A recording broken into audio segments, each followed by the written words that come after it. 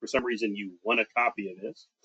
And here we go. So I think this first hour and a half, we're not going to talk E&M in depth, but we are going to talk a little bit about, some basic E&M information. I'll introduce you. Probably the biggest thing is the shared visit issue and incident 2 and some rules here that we follow in Georgia. Not a ton of ICD-10 changes. I mean, you might have seen a few things. And then as we go through this thing, every once in a while, I'll check in, to make sure if you have any questions. So I really do. I'm happy for you that you don't have a lot of coding changes every year. Some of the specialties I do this with, I mean, this year, the biggest emphasis in the CPT world was all the changes to the E&M codes, as well as some codes that you don't routinely use, which are going to be hernia codes. So those codes got changed a lot. So most of the specialties that I work with, always have a lot of stuff going on. You don't really have that much. I mean, if we looked at just the, the statistics on this year, we do have about almost 11,000 CPT codes. This year, there were 224 new codes. Again, a lot of editorial changes. You're experiencing that. I'm getting emails all the time about, when you go and bill a 99223 for observation and you're put in place of service 22 and you're not getting paid. There's certain things that I won't be able to help you out with today if you called in to find out those issues. So hopefully some of these changes now that it's, almost June, well, it's May, insurance companies will finally start picking up on the changes. So, I mean, here's where the biggest changes came. And I know that some of this is boring to you, but, we got to fill an hour and a half. So E&M changes, of course, we're going to talk about. The digestive system, you won't have to worry about. There were a lot of changes there, but that was mostly the hernia surgery codes. Radiology and pathology, they always have these new codes that come out all the time for obscure pathology tests, not much going on there. Of course, they expanded some of the COVID codes earlier last year, probably in the middle of last year, and then they just incorporated them in the CPT book this year. And then category 3 codes, as most of you know, those are those codes that end in the letter T that we really rarely use, but those are for emerging technology. So, I mean, when you look at it's just not a ton of stuff's going on here with your specialty. Now, I am going to spend, from 10:45 to whenever on E&M coding, but just to kind of get you ready for that, we all know by now that the initial observation codes have been deleted. The subsequent observation care codes have been deleted. You're probably not going to the nursing home, but they've changed a lot of the nursing home codes. Now, they've bundled those together. Rest home, commissary, they bundled those together. And then there's still the home visits. So to get your CEUs, I'm required to go over all this. So the revision came in the hospital and observation section. Now, when we talk about the shared visit rules, it's a little tricky for Medicare and Medicare Advantage plans. So, we'll talk a little bit about the shared visits and how those are impacted. Like, for example, if your GYN gets consulted on a patient who's in observation, we know that most of the insurance companies in Georgia are not paying for consultation codes. So you're, restricted to what code you can use. And traditionally, we're going to use an outpatient E&M code, 99202 to 99215, for those kind of consults that happen. And you'll base that code whether or not the patient's new or established. The subsequent hospital care codes, again, they've just kind of bundled all those together. So now we see instead of subsequent hospital visit, it'll say subsequent hospital and observation. And I'll be going over all this stuff. ER documentation changes, codes, consult codes, nursing home. These were all revised this year. So they didn't really put in a lot of changes this year, just like in 2021 when the E&M guidelines changed. 2023 is famous for all the facility guidelines changing. The bulk of those revisions just came through incorporating now everything into total daytime, and everything now is medically appropriate history and exam. So, for example, we can't bill on time in the emergency room. Not that you guys ever go there. There are some exceptions when you could bill emergency room visits, but for the most part, we're not going to bill emergency room codes on total daytime. But I'm doing audits all the time, and this week I've been auditing a GI practice and a long-term care facility. And they're still documenting total daytime inappropriately, incorrectly, I should say, and inappropriately because a lot of the times have changed for facility codes. So we're going to get into all of that in the second part of the talk today. So prolonged times have changed. You know, I used to do an entire like 45-minute talk on how to get paid for prolonged services. You know, you can look at your schedule some days and you just see this patient on there and you're just like, oh my God, they're going to suck my will to live. There is a way to bill for that. And probably once or twice a year, your doctor may come up to you, or a PA or a nurse practitioner or a midwife, and say, oh my God, how can I get paid for the amount of time that I spent with this patient? And there are prolonged service codes that can cover that, and we'll go into more detail about those. But probably the biggest thing that happened this year was prolonged service in the hospital now has a code, 99418, for commercial payers. We'll be looking at that today. We already had 99417 for non-Medicare commercial payers for prolonged service in the outpatient setting. But of course, we know, dealing with Medicare, that they're just not going to accept CPT code in certain instances. That's why we have HCPCS level 2 codes, which you guys use all the time, the G0101, the Q0091, the G0008 if you do administrations. So Medicare, of course, came out with their own prolonged service codes. So instead of that 99418, they came up with 3 new codes this year. And we're going to cover them. G0316, G0317, G0318. We'll go over those. Prolonged in the hospital inpatient setting, prolonged in the nursing home, and prolonged in a home or residence evaluation and management service. Again, this can be a little tricky. These codes are hospital, inpatient, or observation, so this would be when you're billing your 99221 through 99239 codes. Preferably, it's 99221 through 99236, your last observation code. But yeah, I just might want to make a middle note. You don't have to worry about these because they're on your handout for the second talk today. We're going to go over those.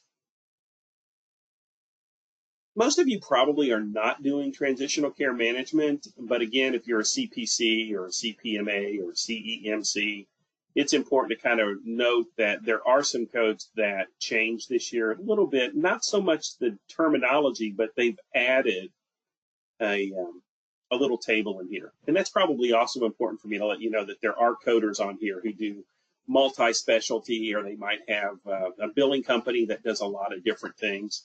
So they oftentimes want to know about this. But in the past, this has been the transitional care management service. So when a patient's discharged from the hospital, a physician who has a medical person call that patient a couple days ahead of time and then sees them within their a time frame of 14 days when we look specifically at the difference between calendar days and business days. You can bill one of these two services. A lot of times, though, people got confused with the 99495 and the 99496 because the 496, the way it reads is you're seeing a patient, calling them within 2 business days and seeing them within 7 days. But this code is also overlooked because it's for a patient who is at high level decision making, which would be equivalent to a level 5 visit. So just because you saw them within 7 days didn't mean that was the code you got to use. You had to use the code traditionally for seeing them within 14 days, and they were moderate risk. And that was always confusing for doctors, so they put in this little table that just shows you 199496, but typically if they're moderate, even if you see them within 7 days, you want to make sure to use that code.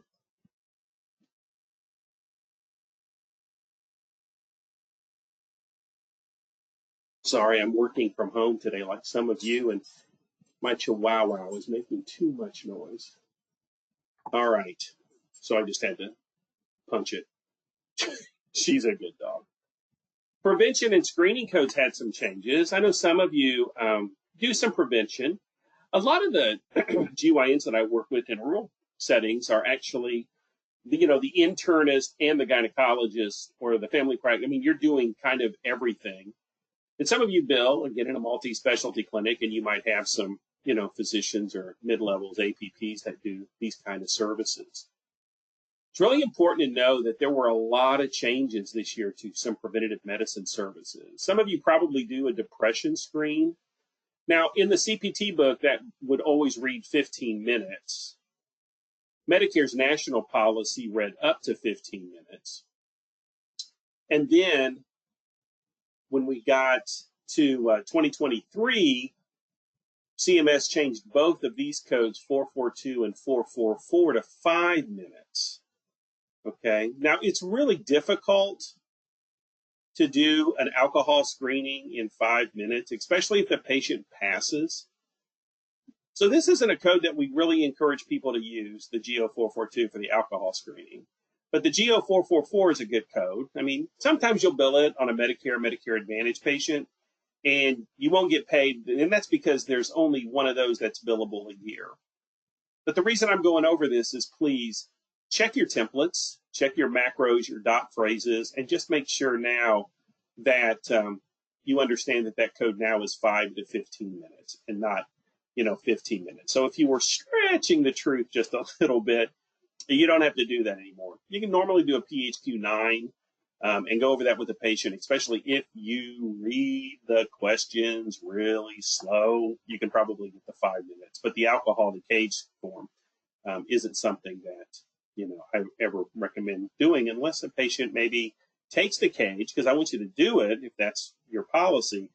But then you probably aren't going to bill the screening code unless the patient tests positive, and then you're required to get them in touch with Alcoholics Anonymous, give them local resources that you have for them.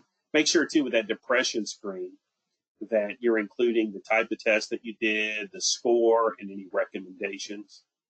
So a lot of times it's not just using the codes. 27 years ago when I got in this business, it was just trying to get people to use the codes. Now everybody's using the codes. If you're part of a clinically integrated network or accountable care organization, they're coming in making sure that you use these codes, but they're not always coders, and they don't tell you what you have to document. So please check your productivity reports.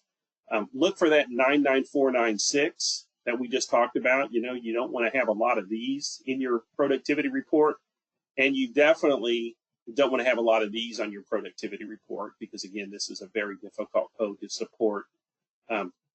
Even last year when it was 15 minutes, I don't have any private clients who spend that much, even 5 minutes on the cage form. Yeah, right. Not that it impacts you, but a lot of you refer patients out to, obtain colonoscopies. And one of the biggest changes this year was under the Affordable Care Act, you really only got a screening colonoscopy if you didn't have any signs or symptoms. And what CMS has done is they've expanded that for patients who have a non-invasive stool-based test with a positive result. Now, this is really kind of important for you to understand as providers because a lot of people are living check to check. You send them for a screening colonoscopy because they tested positive on a stool sample, and now they're going to have to face that out of pocket. So people were upset with that. CMS addressed it. Most commercial plans accepted, and now they've, of course, changed the age to 45. I don't know why that from 50. Oh, yeah, they changed it from 50 to 45. So just kind of be cognizant if a patient asks you, what's this going to cost me? You can now say that, this is not going to cost you. And that was really cool because this week I've been auditing gastroenterology notes, and it's just really kind of cool to see all the people. It's not cool to see people who are failing, their occult blood test or their Cologuard, but it's nice to know that those people aren't having to pay for their colonoscopy. This is a huge change. The shared visit thing, I really want to encourage you to you don't have to listen unless you see Medicare Part B patients or Medicare Part C. Some of you call that Medicare Part C. Some of you call it managed care Medicare. Some of you call it commercial Medicare. But next year, the Medicare rules that are going to go into effect are the ones that they've been postponing for the last 2 years. So to get you up to date, if you see a patient who has Medicare or Medicare Advantage in conjunction with a nurse practitioner, if you want to bill that under the physician's NPI number, there were two ways to do that. One way that most doctors did it was through this optional documentation rule, which allowed you the opportunity to just document one of the three key components of an E&M code. Now, if you're a coding nerd, you know that there are 7 components that make up an E&M service, but 3 of them are called the key components, and that's the history, the exam, and the decision making. So what a lot of doctors were doing during this optional documentation time, so they could get 100% of the allowed amount, was they would let the nurse practitioner do the history and exam and the medical decision making, and then the physician would follow up on that same day and maybe just document another complete exam or do a separate medical decision making. So different groups choose different things. Like cardiologists like to do the physical exam, general surgeons like to do the medical decision making, GYNs like to do the physical exam. And if you did that, then you were able to submit that claim to Medicare or Medicare Advantage under the NPI of the physician and get 100%. Well, this isn't something that Medicare wants to continue doing. So they proposed a rule back in 2021 that was going to require us to bill under the NPI of the person who spent the most time with the patient in these facility settings. Now, again, the reason they did that, CMS isn't trying to, cover up anything. They just essentially said in the Federal Register, we're tired of paying 100% of the allowable when the bulk of the work is being done by an advanced practicing, provider, so a nurse practitioner, PA, mid-level. So they've postponed that for a couple years, gave us some optional guidelines, but then they've told us that in 2024, starting in January, if you do a shared visit with a nurse practitioner or a PA or a midwife, we're going to have to start billing based on some additional clinical documentation in the note. And that additional documentation is going to be time. Now, listen, you have a couple avenues here, and this is tricky.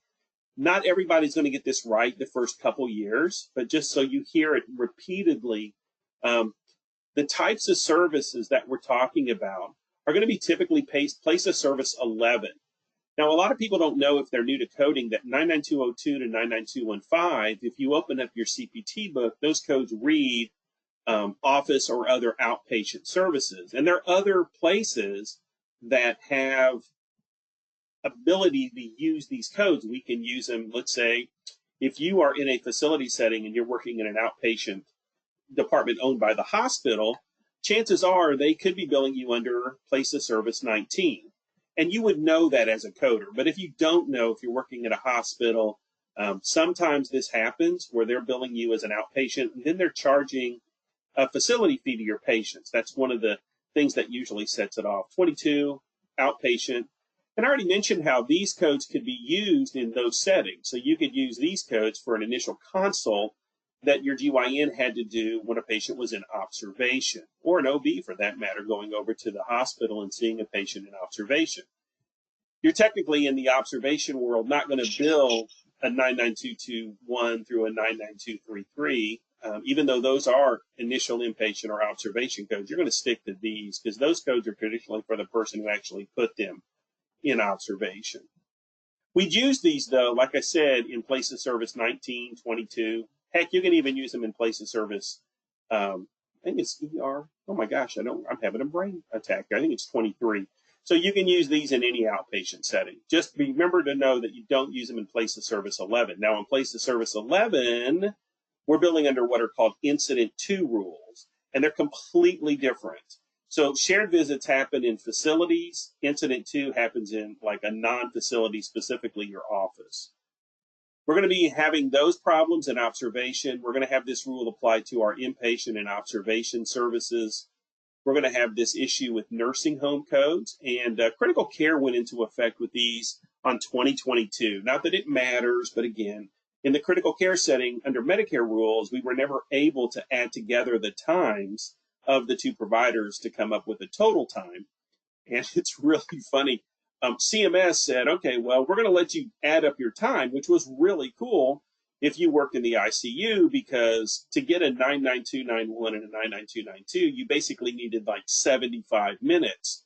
So that was great. A lot of intensivists were happy that change occurred. But then CMS clarified this year that now you can't use the ranges for critical care, and you have to actually get up to 104 minutes to bill both of those codes. And I really want to apologize for knowing way too much about this stuff. I have no life, and I always think about that in the middle of these talks. I should have went into finance or law. Probably could have done better for myself. But here's the rule. So 2024, it's going to require you that all shared services must be reported by the provider who spends more than half of the time in the service. Now, I'm going to give you a couple opportunities to get around this rule. First of all, don't play. Look at your practice. If your nurse practitioner is traditionally spending more time with your facility patients than you are, I would just sign off on the notes, and not worry about both of you writing down your total daytime. I know this is a really simple solution, but even if you don't do time, let's just say you're a doctor and you're sharing a visit with a nurse practitioner. She sees the patient, he sees the patient. You follow up on the same day. They have Medicare Part B or Part C, and you do a little attestation, but she spent more time or he spent more time, the mid-level. So don't document time. The billers are just going to code that out under the NPI of the physician. I've scratched that, of the nurse practitioner. We have to bill under the person who would have made the least amount of money. And then, your coding department's going to add an FS modifier to that if they want to. But I mean, you're traditionally, if you don't spend as much time with your patients as your mid-levels, then don't worry about documenting time. Just document what you want to document in the note and move on. But if you think as a physician that you're spending more time with the patient than the nurse practitioner or PA, then yes, you are both going to have to document your time in the visit. Now, normally we do that under the assessment and plan of each provider. So it's a little tricky at first, but you'll learn it as we draw closer to this rule. Now, when we talk about time, another thing to consider is that, this afternoon, or actually later in the morning when I go over E&M coding, we all are familiar with how we can now bill on total daytime in any setting, like I said earlier, except for the emergency room. Now, when we bill on time, we have a definitive list of things that count towards total daytime. Now, when we're billing on time for shared visits, there's no correlation really with total daytime. What the columns mean here, what these two columns represent, are 9 things that can count when you're accumulating time for that note. So let's say your nurse practitioner goes over, sees the patient, spends 15, 20 minutes with them, right, in the hospital. Well, technically, under the shared visit rules that go into effect, well, they're actually in effect right now if you want to use them, but they're going to be mandated in January of 2024. The doctor could still spend more time dealing with that patient's issues and not even have to go and see them. I mean, the rule says that of the 2 of you who are documenting time, technically only one of you has to see the patient face to face, and that doesn't necessarily have to be the person whose NPI number the service goes under. So again, you could have a patient who's maybe a 99232, right? They're still having some problems in the hospital. And the nurse practitioner spends 15 minutes face to face on the unit, whatever, dealing with the patient. And then the physician spends 20 minutes, documenting their information, reviewing the patient's previous notes, contacting the PCP, even entering information into, Cerner or Epic or whatever system your hospital uses. And that time counts towards the total daytime of the provider. Same thing would happen for the nurse practitioner. So there is an opportunity sometimes for you to make sure that even under the shared visit rules that you are getting credit for the NPI number of the MD or DO without them actually physically seeing the patient. That's a major change in Medicare rules, because now, in order to bill a shared visit under the optional documentation guidelines, or even before those, the physician would have to physically go over and see the patient on the same day and do a specific attestation that showed that they were involved in the patient's care, and now that's went away. I want to just encourage you to know that it's like May. My largest clients are just starting to roll this kind of information out to their providers, and we'll probably do a series of 3 or 4 videos, but this is introducing you to the concept. And so, if you don't have nurse practitioners and hospital services, don't worry. But the time that doesn't count is if you're doing something that has an additional reimbursement. So, if you're an observation and you're doing any kind of imaging services that you're billing for directly, that time doesn't count. Unfortunately, your travel time from your house to observation or inpatient, that time doesn't count. And any teaching that you do, if you're an attending with a resident, that time doesn't count. If you have a shared meeting with the nurse practitioner and each of you spend, you spend together 5-10 minutes, only one of you can count that time towards your substantial portion of the total E&M. Now, remember, the easy way around this, that's hard to hear if you're in private practice, is you're going to probably not spend as much time with that patient as the mid-level. Most of you aren't. So you're just going to just let everything go out into the nurse practitioner, and then you can do whatever your hospital requires you to do, because CMS only requires one of you to see the patient face-to-face, and they only require one of you to sign off on the note, even though both of you have to be identified on the note, which if you open up a note as a physician that a nurse practitioner wrote, it's going to ask you for your electronic signature. CMS says the only person who technically has to show or has to sign that note is the person who billed for the service. So again, we've got 79 people registered. There's probably 75% of you who never do this, but there's 25% of you who do. So you just kind of have to sip your coffee. And I'll try to tell you when this may not be applicable to you if you want to, check TikTok or Reels or do whatever, or watch the border, do whatever you want to do. So that's the stuff that doesn't count.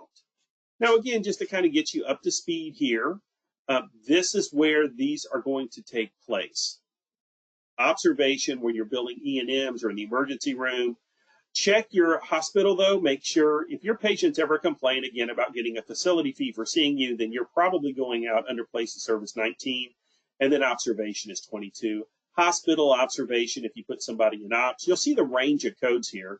We're going to go over these in just a second. Nursing home, critical care, all of these places are going to be impacted by that change. Now, this afternoon, I'll go over these in more detail, but you can kind of see, here's your initial outpatient service. Here's your subsequent level 2 hospital visit. You'll see the times here. Again, these times have no correlation with what I'm talking about. These times do not matter. So if you're an observation and you're consulting on a patient, and you and your mid-level have seen the patient together, you've got a history and exam, and you're going to bill a 99204, you don't have to do 45 to 59 minutes, right? You could do a 204 between the two of you in 20 minutes. But we're going to have to bill that with place of service 22 under the provider who spent the most time with the patient, or if there is no time documented, then we're just going to bill under the mid-level.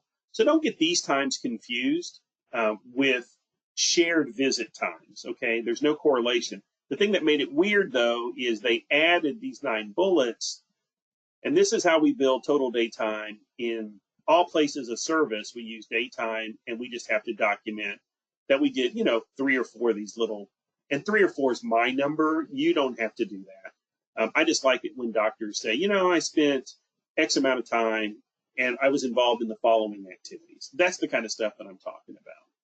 So, you don't necessarily have to worry about that right now. And we'll go over that around 10:45. These are going to represent the codes for, facility. So you'll see the 221, 231, and 234. Now you'll remember here that, again, if you're doing a shared visit, these times don't apply. But if you are, documenting an initial hospital or observation, this is the code to use, unless the patient's established to you and they've got an existing problem. Then I normally just recommend that you bill subsequent hospital visits. The documentation here is not a huge issue. Under the alternative rules for shared visit this year, a doctor could literally document basically whatever they wanted for the history and exam to get that shared visit, because in 2023, Medicare eliminated all that additional documentation required for even a level 3 hospital admission. So if you look at this history where it says medically appropriate history, that used to read chief complaint, 4 HPI, 10 review of systems, medical, family, social history. But they've made the hospital facility coding just like they did the office visit coding back in 2021. So you don't have to document as much. And it's really funny. I worked with a group back in 2021, went over all this with them. None of the doctors took time to meet with me. And then one of those doctors called me a couple of weeks ago and said, hey, is it true that you don't have to do that? And I said, I was there in your office 2 years ago explaining this to you. Here's the report. But none of you came to the meeting, and here's the YouTube video that I report. So there's still a lot of doctors, unfortunately, who don't know that that kind of information is no longer necessary from an auditing standpoint. We'll go over that a little bit more again at 10:45.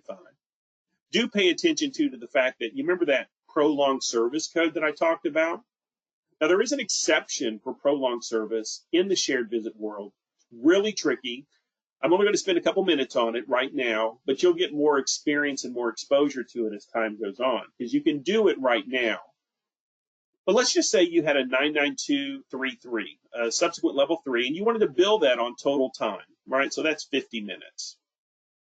So if you wanted to bill on time, not on the shared visit rules, because you could have a shared visit, right, where maybe the nurse practitioner spent 50 minutes, and then the doctor spent an additional 15 minutes, so now you're at 65 minutes.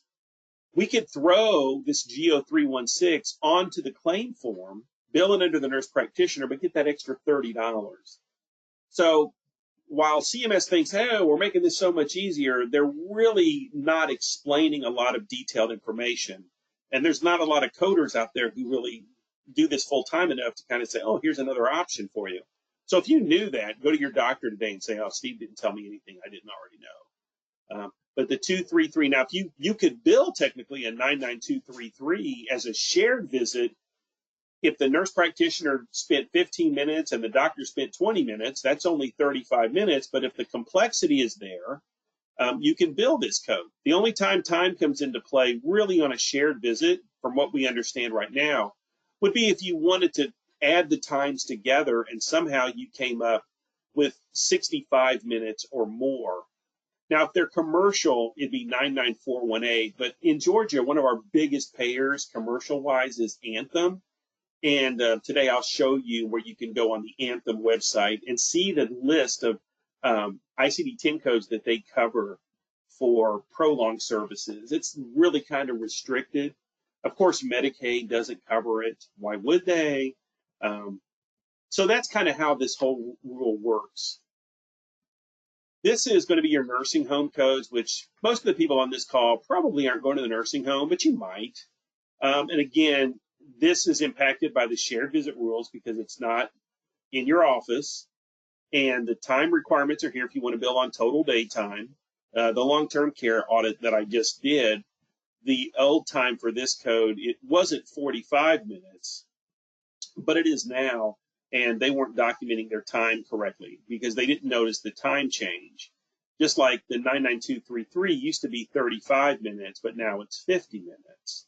Now, the reason that time went up was because of all the codes that were updated by CMS in the 2023 fee schedule. Really, the only one that got an increase in allowable was the subsequent hospital visit code, the 31, the 32, and the 33.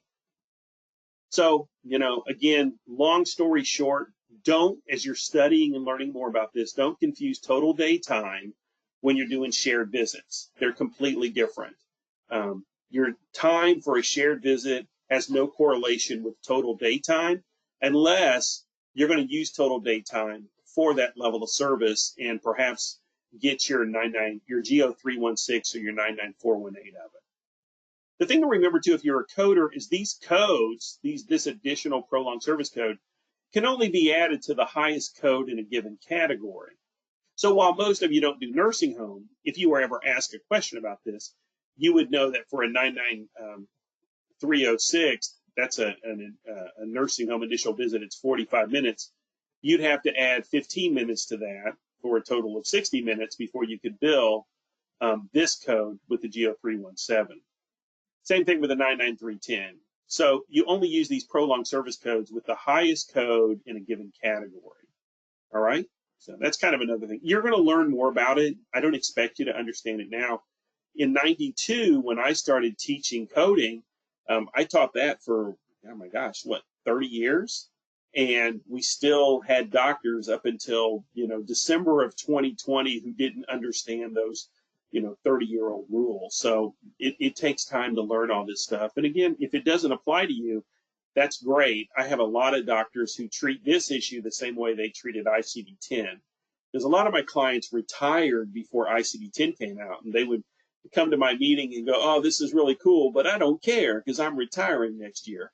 So the same thing happens with this. Man, if you don't have a nurse practitioner and you don't go to the hospital with that nurse practitioner or share a visit with a nurse practitioner, and or you don't see Medicare patients, then everything I just spent 10 or 15 minutes going over is good for your CEU certification, but it really won't impact you personally. And this is one of the things that for the last 2 years, physician-owned medical practices have dreaded. So if you worked for a hospital, you used to be able to get your work RVU when you billed a shared visit under the NPI of the mid-level, and then all that goes away in 2023. So they had to rewrite all these contracts because physicians were going to lose that work RVU. And a lot of times a work RVU can be anywhere from $50 to $60, $70 a work RVU. So it was going to have a major impact on physician salaries. Now, again, just kind of a reminder, only one of you has to see the patient face to face. It does not have to be the person who performs the substantial portion of the service. So again, if the doctor spent more time than the nurse practitioner, under these rules, technically the doctor doesn't even have to see the patient face to face. So it just reiterates here that the substantial portion can be done by whoever, whether they're in the office or not. Both of you have to be on that note, but only the signature of the billing practitioner is required. And I'm just going to tell you, here's the pushback that I get. You mean I got to write time on all my notes? And the answer is you have to decide. Again, if 90% of the time your nurse practitioner is going to spend more time than you, then you have to decide whether or not you're going to even go to the hospital and see that patient. Or you could just countersign the note. You can still see the patient. You could review. But if it were me and I knew that my nurse practitioner was always going to bill, I would do whatever I needed to do the least amount of work possible on that patient and just let the nurse practitioner get credit for it.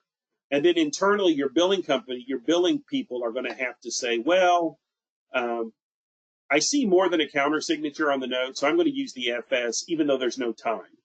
Now, you would have to automatically use that FS if you were going to bill and both of the providers had time. You have to do that. But I will summarize by saying this. Most of my larger clients are saying this. Listen, if I see a nurse practitioner note and I see anything a physician does other than a counter signature, we're going to bill that claim under the nurse practitioner with an FS modifier.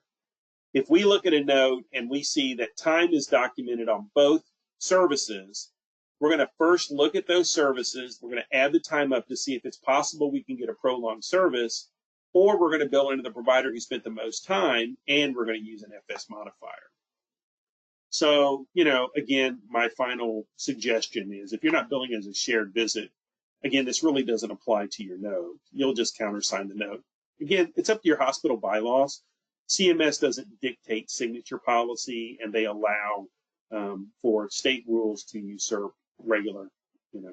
They don't have a dog in that fight. So you just do whatever the hospital may require a physician to see every patient that a nurse practitioner or PA sees. But from an auditing standpoint, that's what I'm talking about. Again, that modifier FS came out a couple years ago. It's just a split or shared visit. It has to be on a claim form to identify that the service was shared.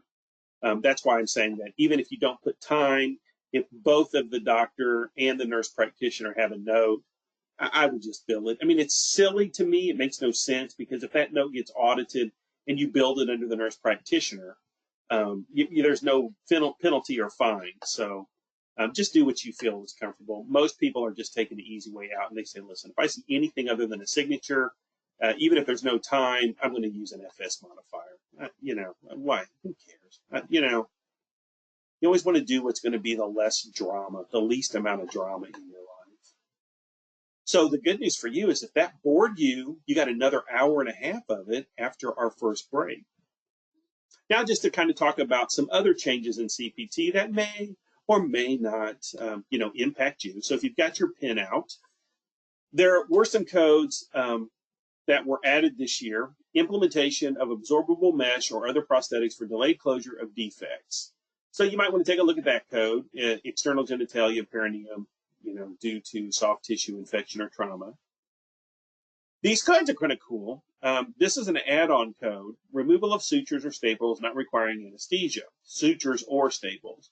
Removal of sutures and staples not requiring anesthesia. That's sutures and staples. Now listen, if you put in the sutures or the staples, there's no love for you because those patients are typically in the global period. But if for some reason you saw a follow-up patient and your GYN was looking at a laceration and the sutures had been put in maybe by an emergency room physician, now you're able to bill an evaluation and management code, which we usually just used to bill a 99212 to remove somebody else's sutures. And when I say somebody else's sutures, it's somebody, outside of your group. Don't be sending me emails about, well, Dr. A's in my group and he put in the staples. Can Dr. B in the same group remove them? No, they have to be from somebody else who's outside of a group that put the patient in a global period. So we normally just used to bill a 212 for that. Now you can look at the 99212 and the 15853 for removing it, and you can bill it to at least track it. You're probably not going to be doing it that much, if ever, but it is a kind of a cool code that was really nice this year. All right. Now, the AMA deleted 15850 because those codes always used to say under anesthesia. And they're reviewing, they redid the 851 to clarify the definition. Removal of sutures. That's the one that they eliminated, revised. Anyway, cool stuff. A couple of tips. They shouldn't be payable if you are the one who put them in the global period. Some cases, the surgical code reported were put in place, may have a 0 global day, and this new code will allow you to remove sutures at a later date. Now, if you don't know how or what that means, you might do some procedures where you use a staple, and that procedure has 0 global days.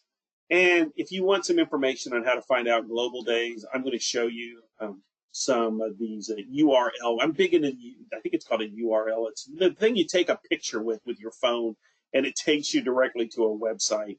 I've got a lot of those coming up in my presentation that'll take you to places where you can find the National Correct Coding Initiative, global periods, allowables, reimbursement, all kinds of cool stuff. So I'll be sharing those with you today too, so you have your phone out, which I know most people probably do. I have my phone sitting here right next to me waiting for any kind of updates I get. This code is kind of neat that I'm going to show you in the digestive system. I mean, right now, everybody's going crazy over Wegovy, over Mounjaro, over Ozempic. A lot of you may know I'm a type 2 diabetic. I am on Farxiga for, kidney problems, and I'm also on Mounjaro for my type 2 diabetes.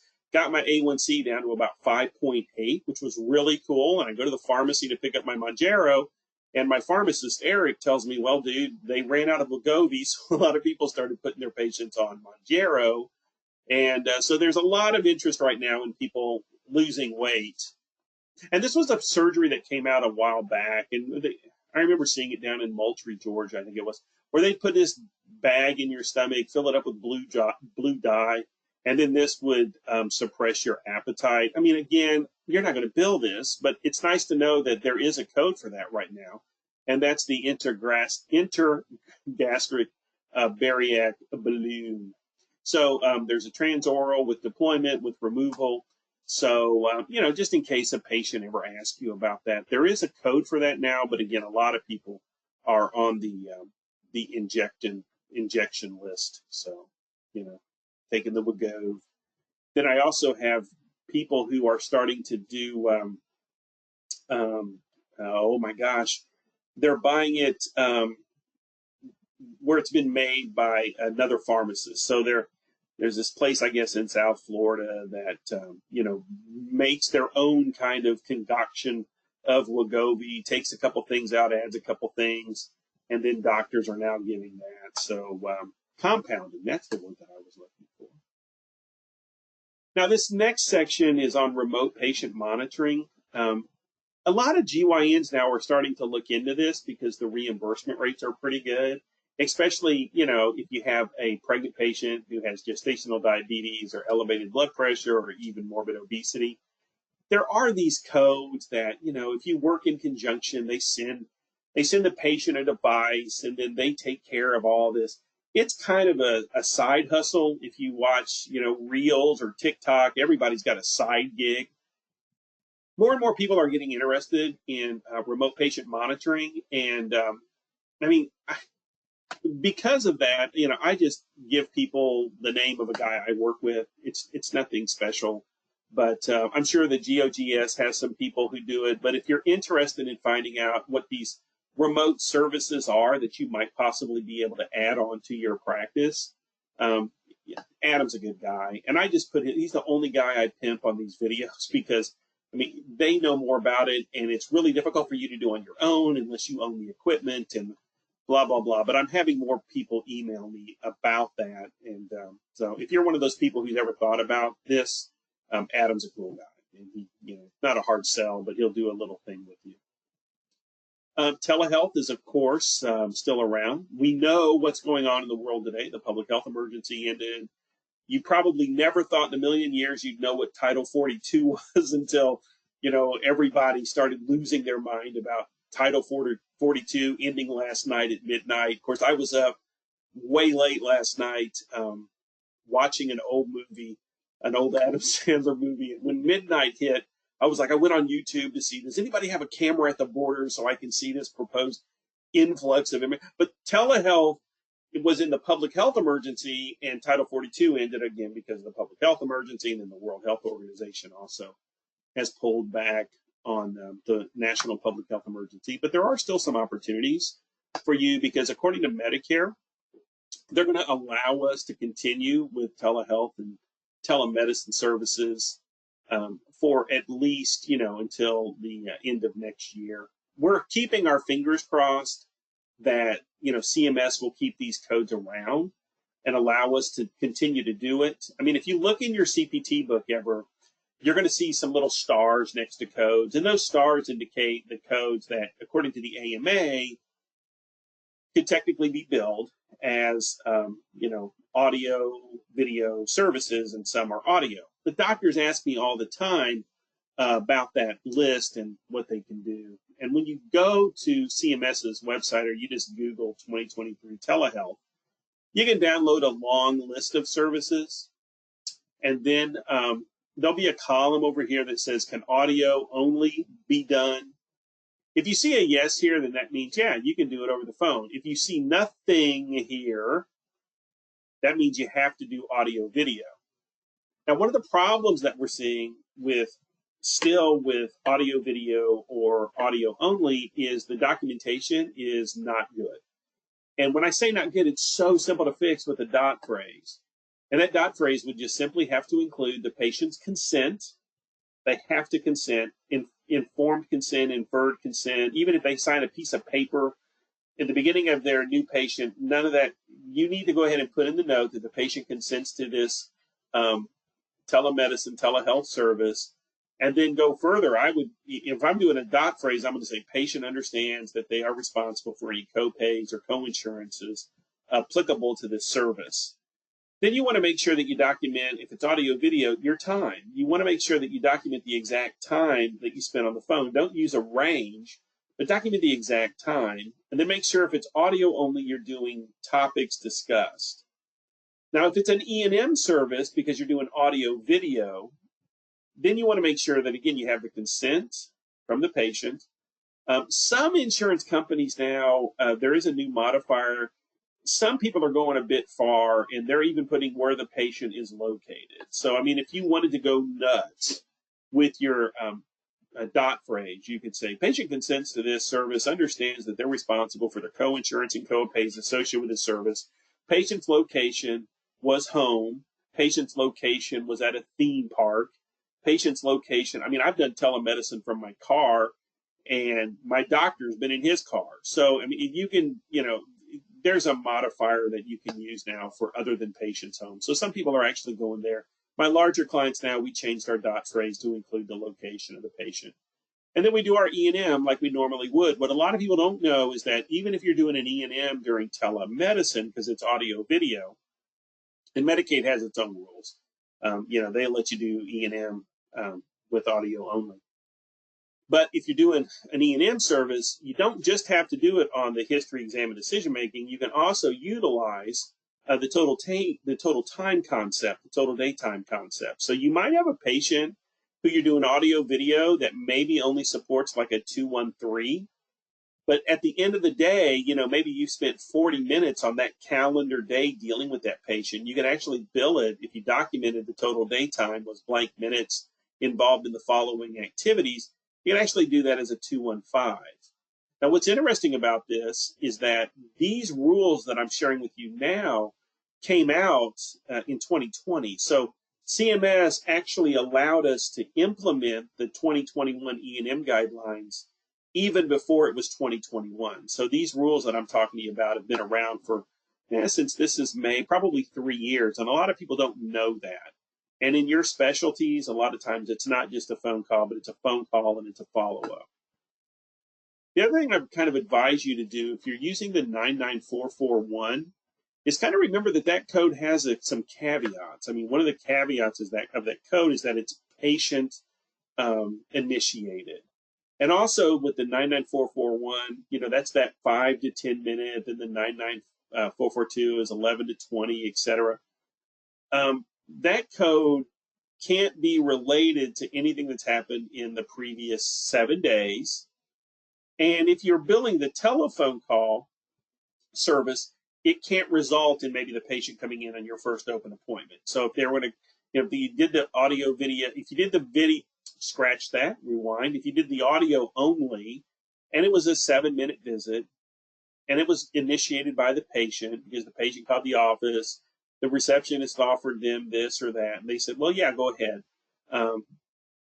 You would then not be able to see that patient that day or the next day. That's kind of how the rule reads. So in closing, I want to just say, if you're doing audio video and you're doing that dot phrase or macro, I would also include in that it's a patient-initiated visit.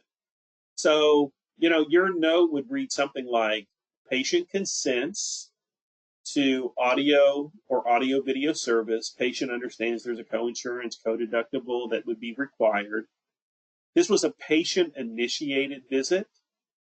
Topics discussed, if it was phone, right, would be whatever you talked to them about. And then total time of the visit was this many minutes, not a range. And then if you're able to do those things, scratch that, and then add the patient's location, you'd be doing pretty good. So because some of you are thinking, wow, we're not doing that, let me type it out for you so you know what I'm talking about. Then you can take a picture of this. So I'll just say audio only. So my first thing would be consent, and then I talked about co-insurance, co-pays, deductibles. That, all this has been explained to the patient, usually by the receptionist or by the nurse. Right? Then I'd write, patient location. Now, again, please don't be mean to me because I'm just trying to make sure that you do everything correctly. Don't want you to get in trouble. Then I'd write down, my topics discussed. Somewhere in here too, don't take a picture yet. You might even put up here, if it's audio only, patient initiated service.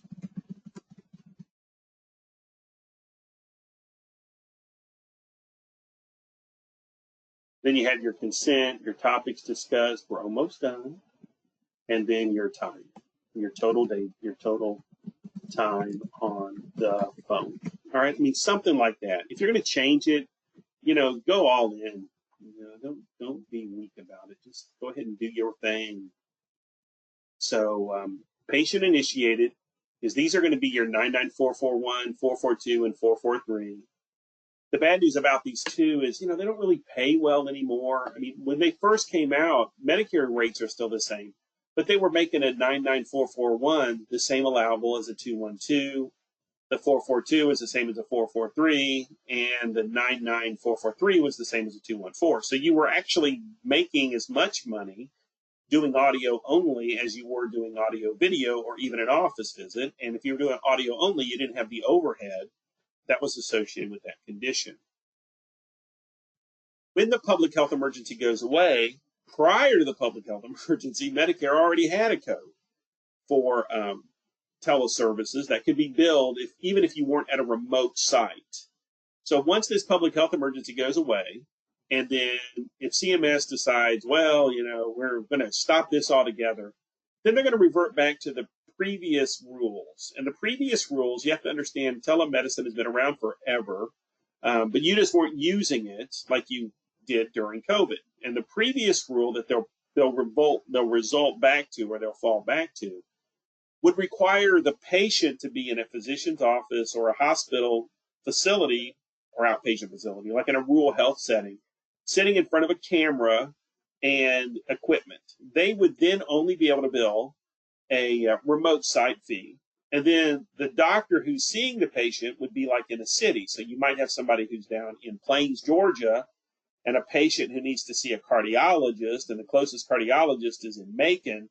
So Plains, Georgia would have all the equipment set up. Patient would be there along with a nurse. They'd bill the facility fee, and then the doctor who was in Macon would be billing for the E&M.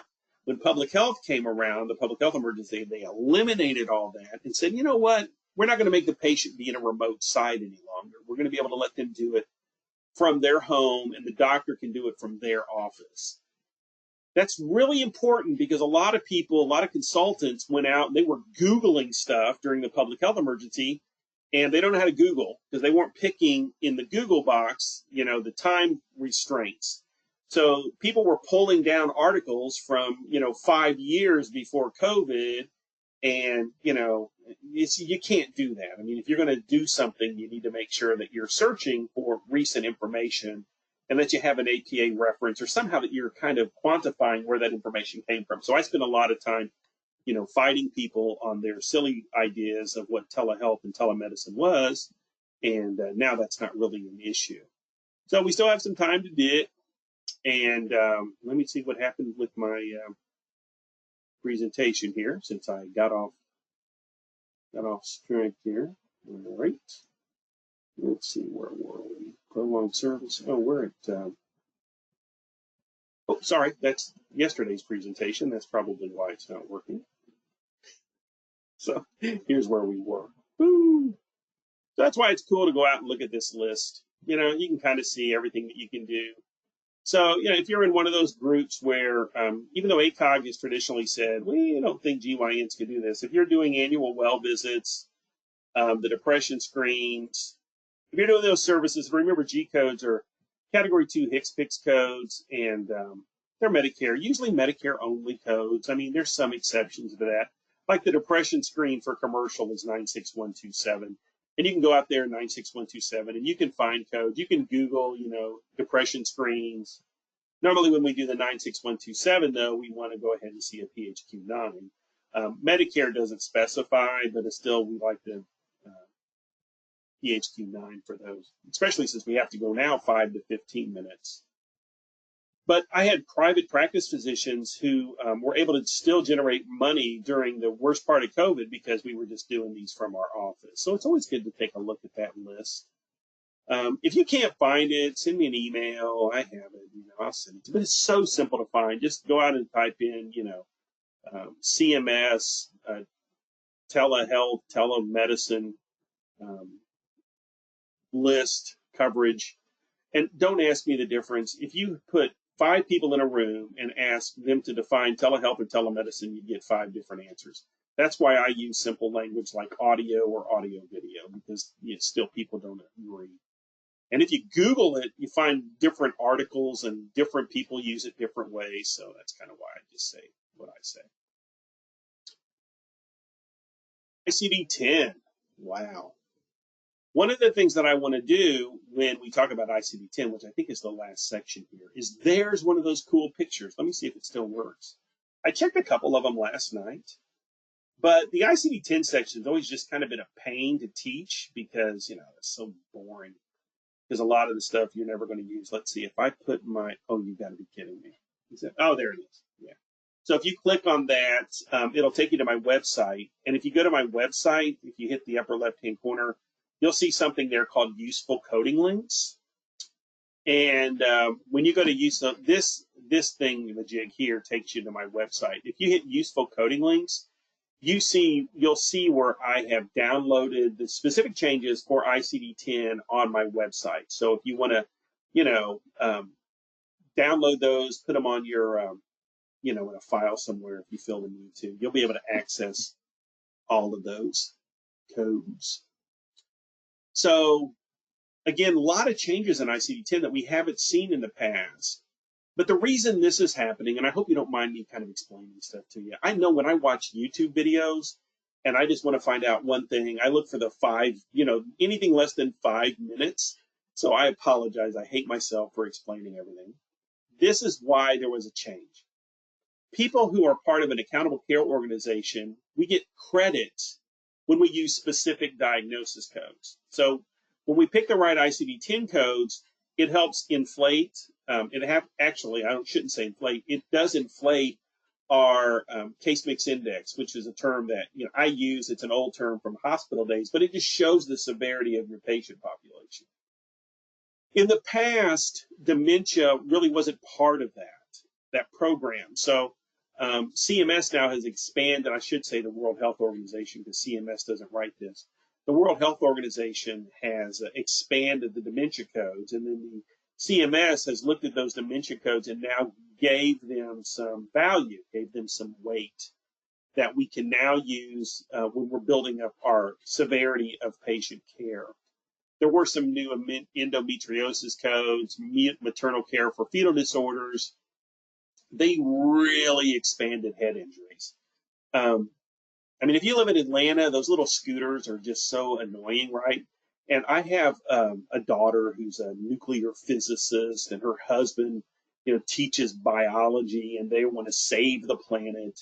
And they went out and got electric bikes, and now they ride those things downtown to Augusta. And a lot of people are on bikes, electric bikes, and they're having all these accidents. And so they really expanded this section to include motor vehicles, electric bikes, scooters, anything electric. And that's why when I go to Atlanta, I just always, those little scooter things, or any big city, New York City, you see those scooters all over. But there were 1,176 new codes for 2023 compared to 159 that we saw last year. They deleted 251. And then they took 36 codes and they're being converted to parent codes. One of the things that I'm not going to cover today, and I probably should, maybe I will, if I got a few more minutes, let me show you one of the things that's really just driving me nuts as a consulting nerd here. You have to give me a second because I wasn't going to do this, but I think I will. Let's see here. ICD-10 2022. I want to show you, and this is something too that's really kind of cool. If you want to save some money on buying an ICD-10 book, you can actually download one every year. If you just Google like World Health Organization or National Center for Disease Control, they're the ones who get the book for free, and then I just download it every year.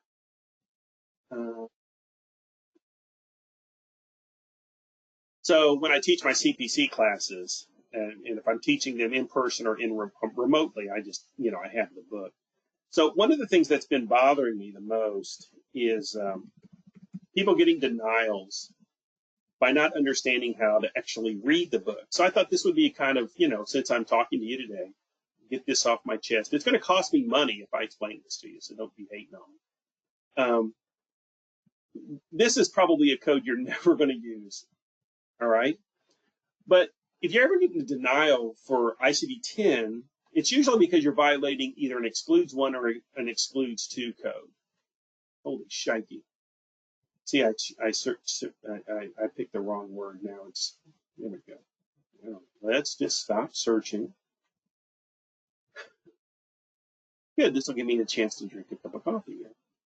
Oh, stop it. What are we doing? Yeah, let me just tell you how great this idea was. All right, so let me find another one here. It's silly. This excludes one statement is so important to know. And if you already know this, then just, go tell your boss today that Steve didn't teach me anything I didn't already know. But I want to show you a lost art. Now, I'm 55 the end of this month. And in the oldie days, we didn't have the internet. We didn't have Google. We didn't have Siri. I mean, right now, if I'm at a client site and they say, what's the ICD-10 code for indeterminate leprosy? I just pick up my iPhone and I go, hey, Siri, what's the ICD? And it gives it to me. Because of that, people have kind of lost the ability to use the book. So let's just look at A32. 1 sec. No, stop it. The internet. All right, Siri, shut up. See, my Siri went off. When you go to an ICD-10 code, you're always supposed to start at the first 3 characters. And remember, we don't call them digits anymore. We call them characters. And underneath it, you'll typically see like an include statement. This is something else that the doctor might call it. Like diabetes, you might have brittle diabetes. Well, you know what I could do even better is go right to chapter 15 and show you some there. Right, Control F, chapter 15. All right, there we go. So let's see if we can find some here. All right, so here's a pregnancy with an abortive outcome. That's the first code that came up. Now, what this exclude one note means is that you can't bill anything in this range with anything in this range. All right, that's an excludes one, and this is one of the most common things that I see happening with people getting denials for ICD-10. And the first couple times it happened, I went to Albany once, drove 4 hours, spent the night, went to the office the next day, and expecting to spend a day there because they weren't getting paid for half of their E&M services. And when I looked at the EOBs, which I still do as a consultant, I found out that they were just billing 2 codes together that were excluded. So it was like 8 hours round trip for a 10-minute solution. So if you have to choose between an excludes one code or this code, you always use the excludes one code. So if this patient had, an ectopic pregnancy, plus they also had this O31 diagnosis, I would bill the O31 and not this. You're also going to see excludes 2 notes. So here's another excludes 1. It's important to have the book. I don't buy the book. I get my CPT book on Kindle now through Amazon. It's a little cheaper. I get this book for free. Traditionally, I can go on there and, even find my HCPCS codes if I need to, because CMS updates those.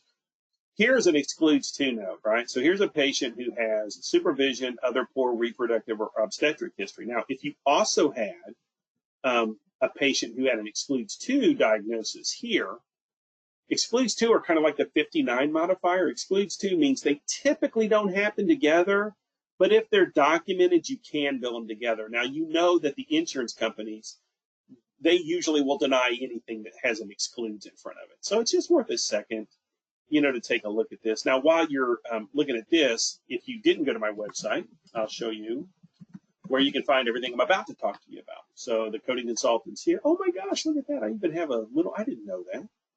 I even have one of these little DVDs. I have several links to my website. One's the coding nerd, one's the coding educator.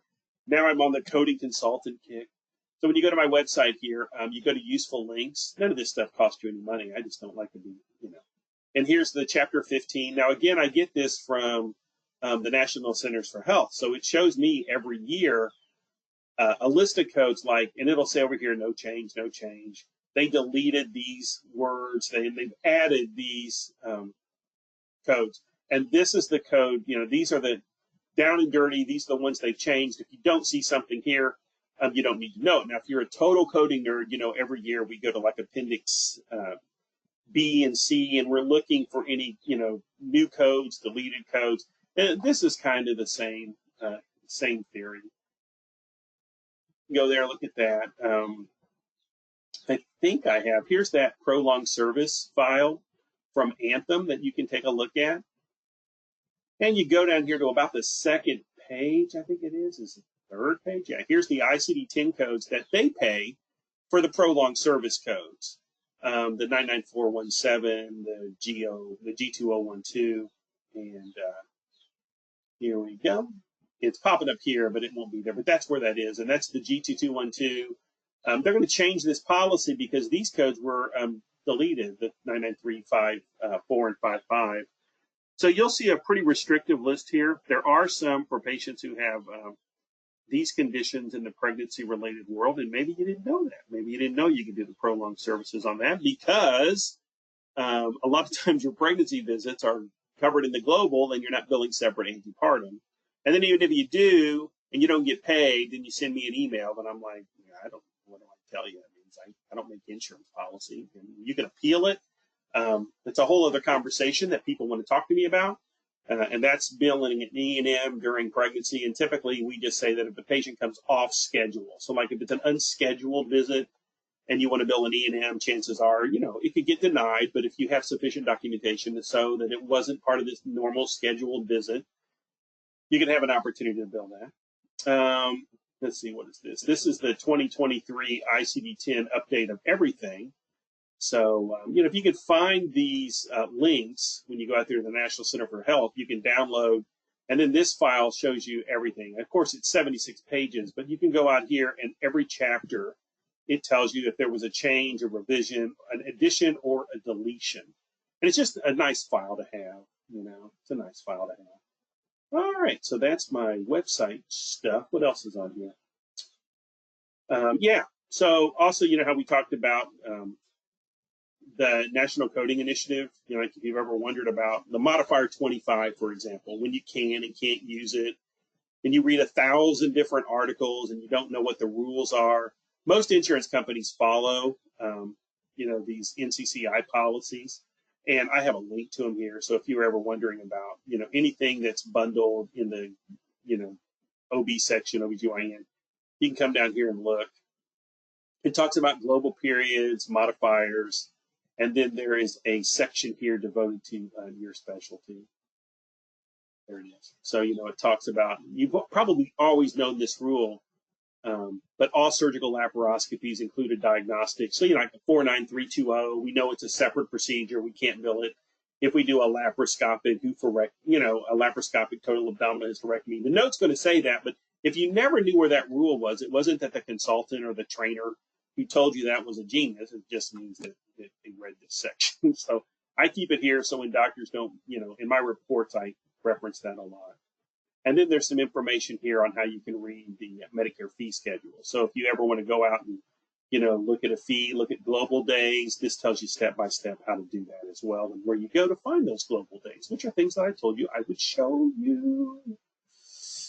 All right, so back to the show. Let me get this going on. We're almost done. I just thought I'd show you some of these. So there it is. That's where that link will send you, and you just go to useful coding links. So again, a lot of the changes happen with dementia.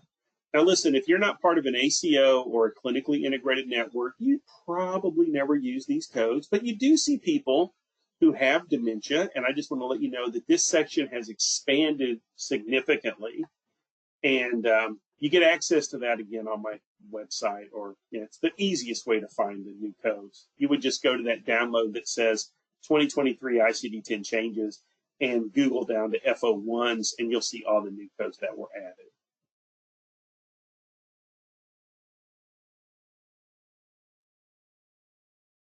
There they are. Genitourinary, chapter 14. Those are the N codes. So, here are those vulvovaginal ulcerations, vaginitis. Here's your excludes one. So again, you wouldn't bill the N77. Let me get my little highlighter here. You wouldn't bill any of these codes with any of these codes. And if you had to choose between the two, you just use those codes. Then you're going to see this, code also. I just taught a CPC class down in Albany, Georgia. And I had a couple people who are new to coding and a bunch of people who are really had been coding for years who never knew how to sequence ICD-10 codes. So, you always tell people, well, if it says code also, then that means this code is going to be secondary, which is diabetes. So, if you had, this disease in association with diabetes, you'd bill the diabetes code second. You wouldn't bill these two codes together. You wouldn't bill these two codes together. Just a cool little rule that a lot of people don't know. If you knew it, just go to your doctor and say, yeah, you didn't teach me anything I didn't already know. So there's those endometriosis codes that came out. Yeah. Cesarean scar defects. For Chapter 14, code also, these codes would be secondary. You wouldn't be able to bill a pregnancy code. Why not? This is an argument that I can make with people all day about excludes one services. Now, if you're in OBGYN, you know that Chapter 15 codes always come first. So everything starts with an O.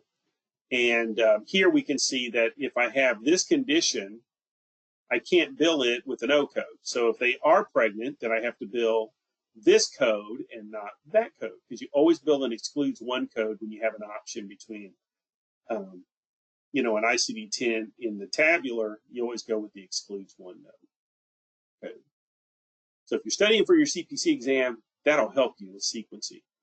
You'll also see codes that say code first, you know, and those codes would be sequenced before the actual code that you're looking at.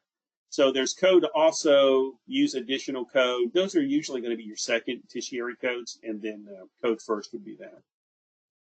These are those new O codes in the 35 category that came out. I mean, a lot of you are probably not going to use this unless you're in like one of those high-risk pregnancy type of centers, but they're the codes, and you're getting your CEUs, and so again, they're on the list there. Probably one of the most cool things that came out that I'll speak on just a little bit in the next section after the break are these social determinants of health codes. And people are starting to learn more about Chapter 21 codes all the time. I love them. They're really great codes, especially if you're in some kind of IPA or an ACO or a CIN. And if you don't know what those three letters mean, then, you know, IPA is an independent physician association. An ACO is an accountable care organization, which typically works with Medicare Part D incentive payments. And then clinically integrated networks are similar to an IPA, but they are helpful if you're trying to increase your reimbursement with Medicare, Medicare Advantage plans, and commercial plans that have things like MCAPE or any of those programs. Anthem, they have commercial plans and Medicare Advantage plans that have these great incentive plans.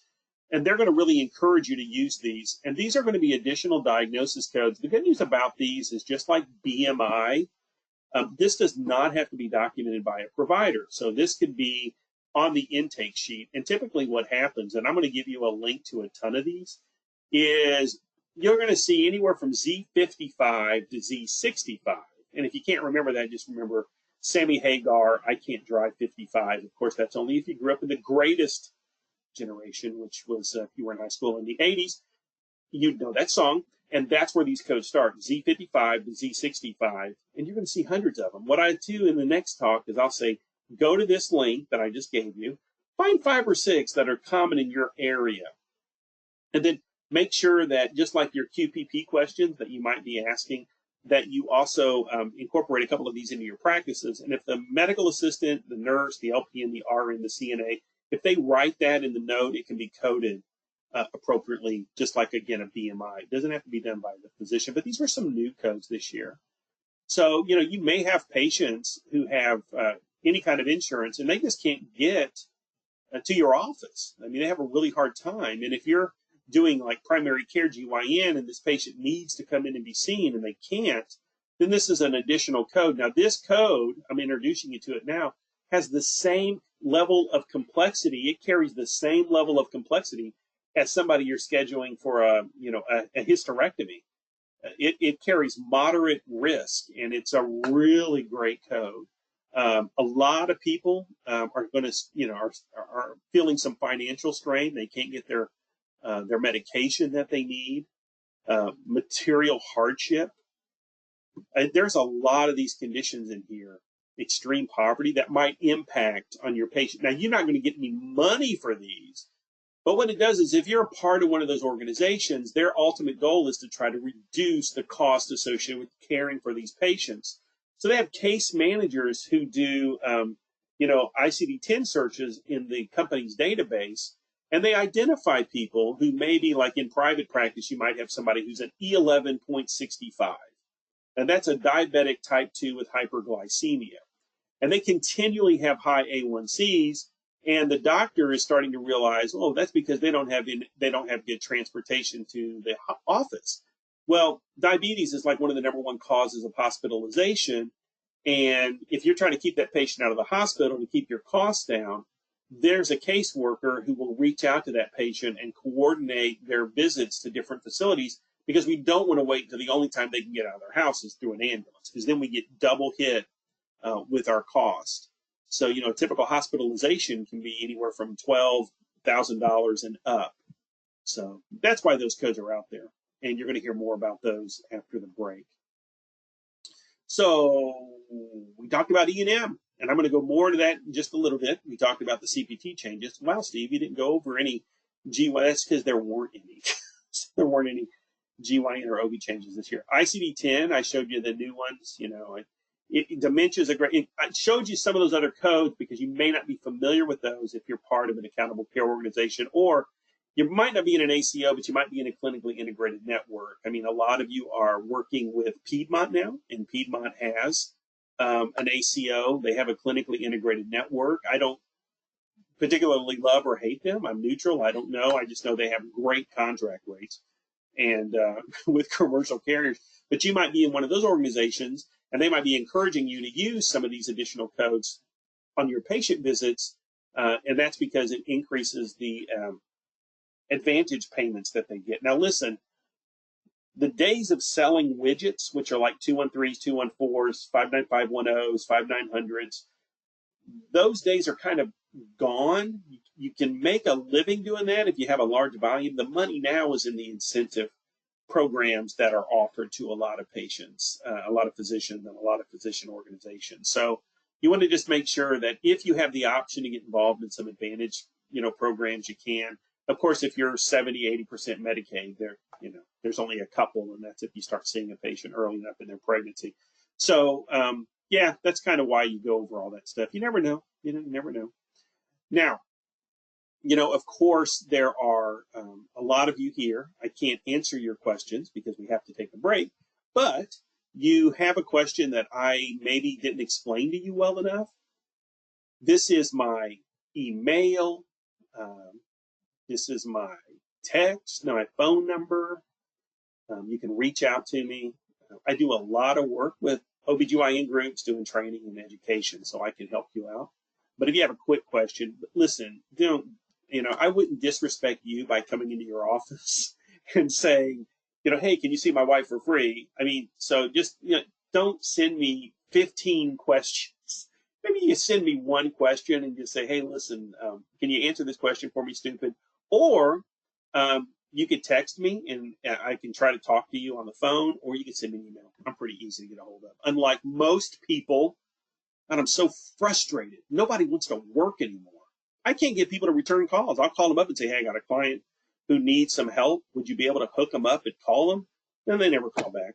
It's driving me nuts. So you're not alone. All right. Now, I am so on time. I cannot believe it, but I am a professional. So I am now going to show you a couple patient experience videos on breastfeeding. I'll have to turn the volume up kind of loud, so bear with me. Sometimes this works, sometimes it does not. But this first one is from Deborah Taylor, and the second one is going to be from E. Gaylord. And let's just see if we're going to be able to do it. I have to exit out of this and go to this. And this is also a good time for you if you've got to, refill your coffee, grab a snack.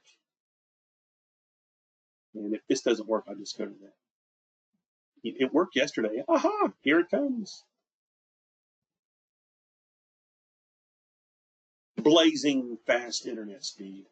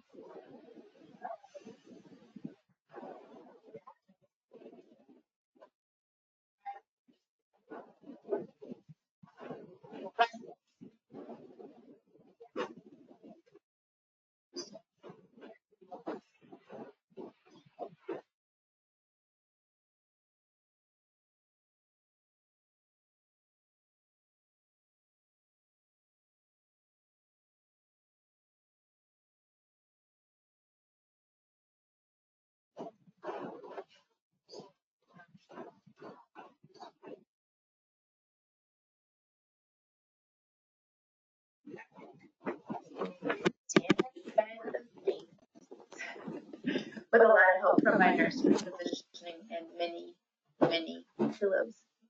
It turns out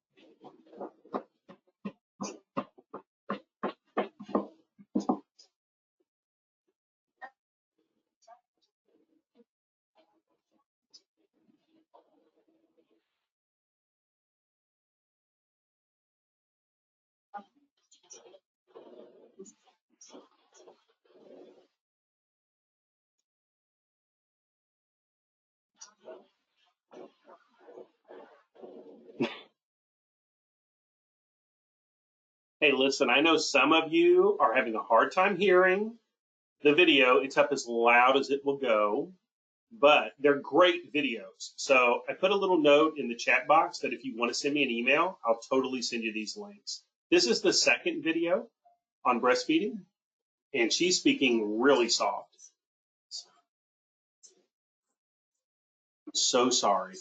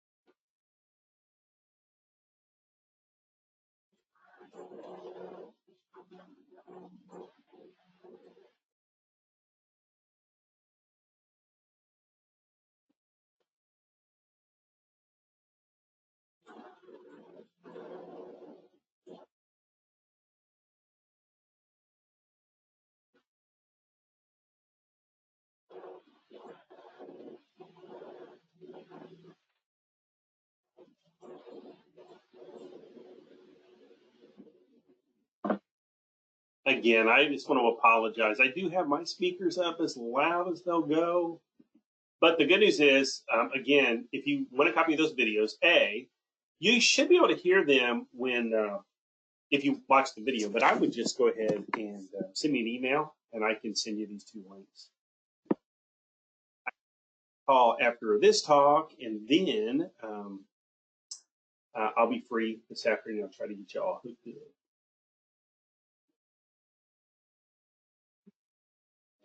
All right. Let's find your next talk here. Welcome back from the break. What's that one? Of course.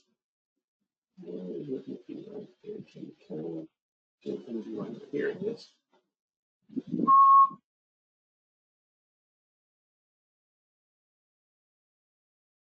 All right. All right, so now, as you get back to your seats, we're going to do this until we're done, you know? So we'll take some time. This section is a little challenging.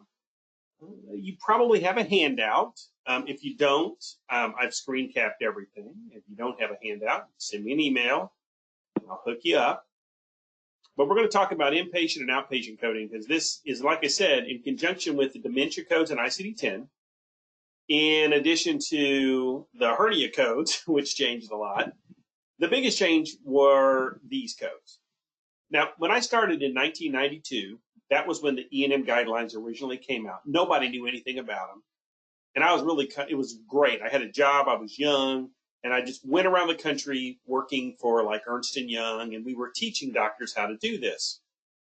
And doctors would always say to me, oh, this system is terrible. Why don't they just let me get paid based on what the patient's problem is or how much time I spend with that patient? Those are the two things that doctors have asked me since 1992.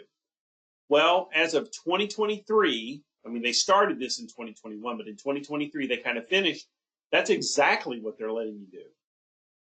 So chances are the code that you're picking, you know, that you were picking in 2020 is the same code you're picking in 2023.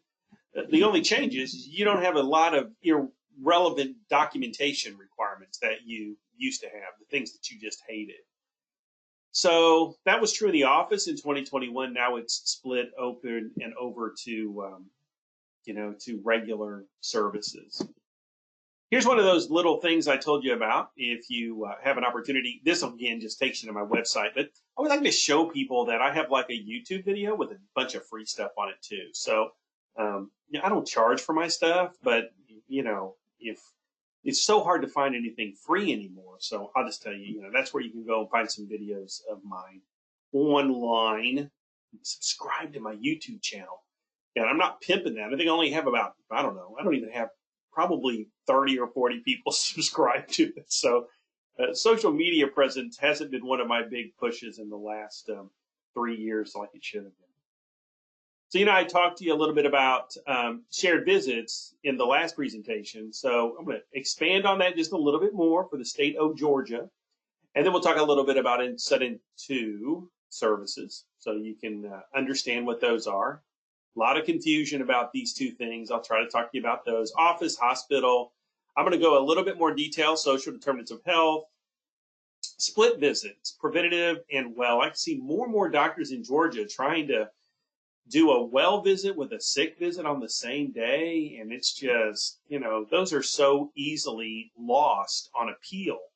And I'll talk to you a little bit about that. Telehealth. If you're part of the AAPC, which I would encourage everybody to join, even if you don't become certified. They just sent out a newsletter while I was playing the video for you, and I read through it about the telehealth stuff. And, it's just nice to be a member. You get all kinds of they get a free monthly newsletter that usually has some pretty cool coding stuff in it. And then the prolonged service stuff.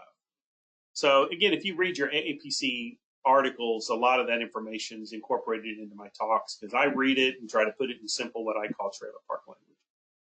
Now, the first thing I want to talk to you about is available online through the CMS manual. Now, this is a great link because, again, just like the National Correct Coding Initiative link that I gave you that kind of talks about what you can and can't do with E&Ms and OBGyn and this is a link that takes you to everything you'd ever need to know about the rules regarding shared visits, Incident 2, E&M visits, all that kind of stuff. All of the information is located on this link, and it takes you right to the CMS manual. Incident 2, let's talk about that first. Now, Incident 2, again, has two meanings. So let's just get the first one out of the way. Incident 2 services can be done by ancillary staff. For example, a nurse giving someone an injection of B12 or Rocephin. That's an Incident 2 service. Most Incident 2 services requires a provider to be on site in order to bill it. And if it's an ancillary service, CMS, most insurance companies want the doctor to at least look at the note and sign off on it. So incident to services can apply to, RNs, LPNs, MAs, CNAs, and they do a lot of incident to services. Now there's another side of incident to that deals with professional services. And those are the services associated with the work that a nurse practitioner, PA, or a midwife does. And what incident to means basically is you're going to bill an office visit in place of service 11. You're going to bill an office visit. And you're going to bill that under the doctor's number when certain requirements are met. All right. So it's important to know that with the ancillary stuff, almost all insurance companies are on board with that rule. But when it comes to incident to professional services, I just want you to kind of know the fact that this primarily deals with Medicare and Medicare Advantage. So, for example, in Georgia, just about every major insurance company, including Medicaid, requires mid-levels to bill everything under their number. So unless you're part of a large hospital organization that has contracts that forbid that or don't require it, if you're in private practice, you're technically supposed to be billing, Anthem, Cigna, United Healthcare under the nurse practitioner's number, which means you are going to get a decrease in reimbursement. So what I always tell people to do is if you're part of an IPA, a clinically integrated network, something like that, contact them yourself and just ask them. And make sure they give you something in writing if they tell you that you do not have to do that. Again, most people in Georgia do not know that. But these rules have been around for 2 or 3 years. So incident to, for the most part, for professional services, only deals with Medicare Part B and Part C.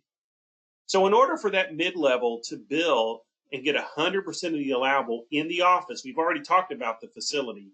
If the nurse practitioner spends more time, it has to go out under her or him. In the office, we use incident to. So it has to be an established patient, right? Patient can't be new. Now, you can see a new patient if you're a nurse practitioner in Medicare or Medicaid or Blue Cross. It doesn't matter. You just have to bill all new patients under the nurse practitioner, PA, or midwife's number. That same patient has to have a diagnosis that's being addressed by the nurse practitioner or the PA. So initially, that patient was seen for a problem. The doctor addressed the problem, put together a treatment plan. Now, if the patient comes in for a follow-up visit that has a new problem that's addressed by the nurse practitioner, or the nurse practitioner changes the plan of care, that's technically not an incident to service, and it should go out under the number of the NPI. There has to be a physician in the office, and the physician in the office has to be the person, if you're going to bill incident to, that the claim goes out under. And sometimes in OB, you might have a PA who's attached to Dr. A. Dr. A's in the hospital, and the nurse practitioner's in there seeing patients, and Dr. A is going to review her note, but Dr. A's not there. Dr. B's there, so technically it's supposed to go out under Dr. B. It has to go out, if you're going to bill incident to, under the NPI of the physician that's on site that day. And then we also need to see active involvement from that primary care, not primary care, but the primary physician for the patient. So if the nurse practitioner is seeing a patient all the time, and the doctor never loops back in on that patient, and I'm not just talking about in the hallway, I'm talking about they actually see the patient. If that doesn't happen, then on a routine basis, then we can't bill incident to. So here's the bottom line. There's no rule that says it has to be every 6 months that the doctor has to see the patient. But typically you want to, like at my office, when I used to go to I had a great nurse practitioner, and I saw her and only her for years, and the doctor never came in and saw me. I was assigned to the nurse practitioner. So what I'm going to try to tell you is that, yes, you get a cut in reimbursement for Medicare. It goes to 85%, but you really need to kind of ask yourself, is my nurse practitioner or PA, are they acting as their own little provider? And you're just billing incident to because you thought, oh, as long as there's a doctor in the office, I can bill incident to. Just kind of be cognizant of that. Take some time, look into it, go to that link that I just gave you right here. You can read up on it yourself. I can assure you that people don't understand it. Now, the only good news about that is most of the time, Medicare auditors don't even understand it. And that's normally how you get caught. You get caught because Medicare requests a bunch of records and they're looking at medical necessity and they don't even know, they don't even care that it was done by, and it's crazy to me. Now, Medicaid's different. If Medicaid requests a bunch of records and they see that a nurse practitioner saw a patient and it was billed under a physician, that's not allowed in the Medicaid program. So you may be required to pay it, back to 10% that you got in addition to the Medicaid benefit. So this is all confusing. Some of you, your brains are exploding right now. But just make a mental note, it's really important to get your mid-levels credentialed with everybody. Because here's the slide. In Georgia, you should credential your NPs, PAs, and midwives with Medicare, Medicaid, Anthem, United Healthcare, and Humana. And again, unless you're in, I'm saying this again because some of you are going to call the hospital and say, well, Steve Adams said and then somebody's going to call me, and then I'm just going to have to say, go to the tape. Let's just go to the tape. I didn't say that. My largest hospital system that I consult with is in North Georgia, and their contracts do not require that we bill under a mid-level. The clinically integrated network that I joined, I had to explain to them this rule because they were telling us we could bill under the NP and PA, but that language wasn't in the contract. So essentially, every time we filed a claim under the doctor's number, because they told us to, for commercial Anthem, Blue Cross and Blue Shield, we were committing essentially wire fraud. We were committing abuse. So, that's just kind of hard for people to swallow. But I just want you to know about it and look into it on your own. If you just Google Blue Cross Blue Shield Nurse Practitioner PA, United Healthcare Nurse Practitioner PA, you'll see all their updated policies. Most people are at the point now where they just don't bill under a doctor's number anymore in private practice because it's just too difficult. You got to explain to a nurse practitioner, it's just a nightmare. Well, Mary, if the patient has Medicare Part B or Part C and they're established and the problem that you're seeing has already been addressed by the doctor and they don't have a new problem today and you're not changing the plan of care, then you have to bill under the number of the doctor that's in the office today. And then how are we going to do that in the computer? Then we have to assign a rendering and servicing provider and the EMR, and it's just a nightmare. So good luck with that. I'm just telling you all the things that are bad about it. Because nurse practitioners and PAs, if you think doctors aren't into paperwork, nurse practitioners and PAs really aren't into anything extra than treating patients and documenting notes, in my experience. I'm sure that there's some exceptions to that rule. Now, that's different from shared visits, which we've already talked about for, 30 minutes in the last previous conversation. But a lot of people, again, they go, oh, Medicare doesn't let us do shared visits. And that means incident 2 is gone. And they're two completely different monsters. But at the end of the day, I'm just going to tell you, at the end of the day, insurance companies want nurse practitioner services billed under nurse practitioners, PA services billed under PAs. And it doesn't matter if it's in the office, in the hospital. And there is no exception because doctors at this time will normally say, well, she'll see a new patient and then I'll walk in and talk to the patient, meet them and say, hey, and she'll talk to me about the patient. And that counts, right? No, that doesn't count. It doesn't count. So there's really no way you can wiggle around it. The problem I always have as a consultant is you went somewhere where they've told you can wiggle and they've not read the Medicare manual that I just gave you. So I can't. You're not going to ever say that Steve Adams didn't tell you the truth. The documentation we talked about for shared visits are different than incident 2 visits. The only thing that you might read that might be confusing is in the past, I'm talking 3-4 years ago, you technically could do a shared visit in the office. But again, a doctor would have to go in, see the patient. First of all, they couldn't be a new patient. You couldn't do shared visits on new patients. It had to be established. And maybe the nurse practitioner did the history and exam, and then the doctor would come in and the doctor would have to document the medical necessity. The doctor would have to document one of those 3 key components, and that never happened. I had no clients who did that. So Medicare finally figured that out and said, we've audited enough records to see you're violating these rules, so we're just going to take it the way the rules. And that's exactly what they did with consult codes. There were hardly any physicians who really understood what a consult was. They just knew it paid more. But you didn't understand how to bill them and how to use them. So after a while, Medicare said, you're just not going to pay them anymore. And then the commercial carriers followed. And that's what you're seeing here.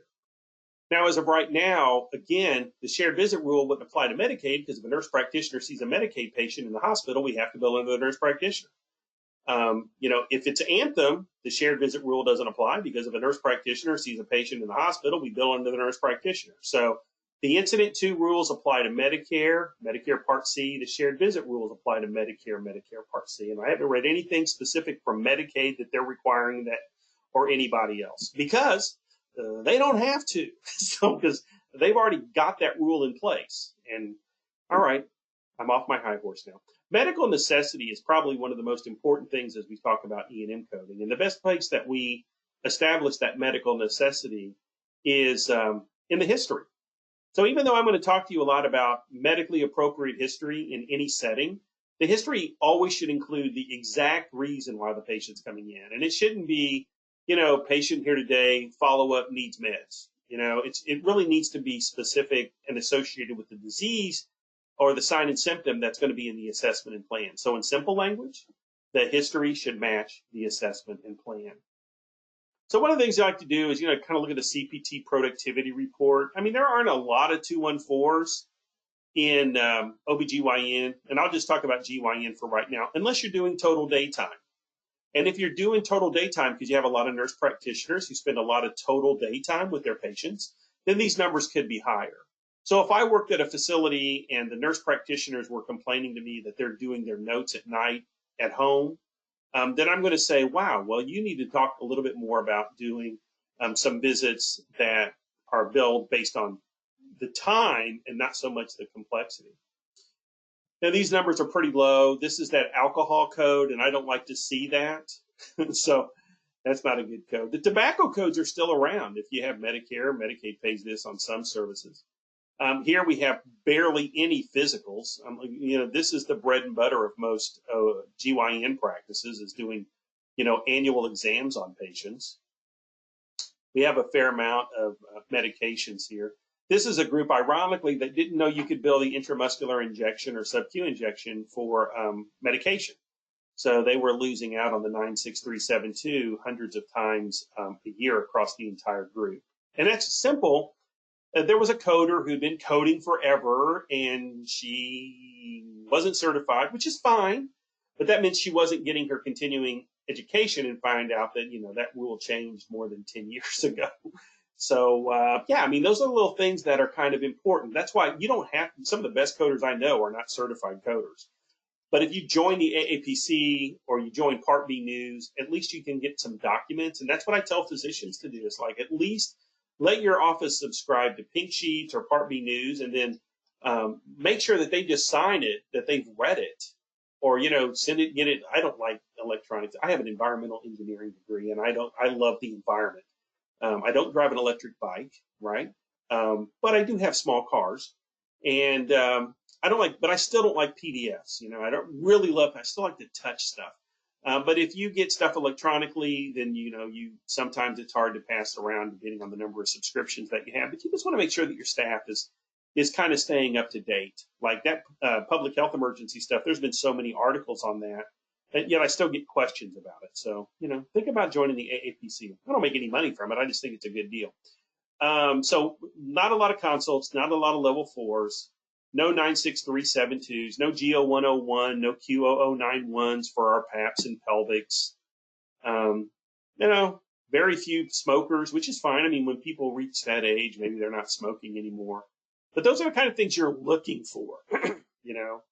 I tried to stomach that Gordon Ramsay show last night where they have the food come down a conveyor belt or something, and I don't know where I was going to go with that story, but it was kind of important at the time. But it was just really difficult for me to get through that show, and it meant something about coding and billing, and I forgot what it was as I was speaking.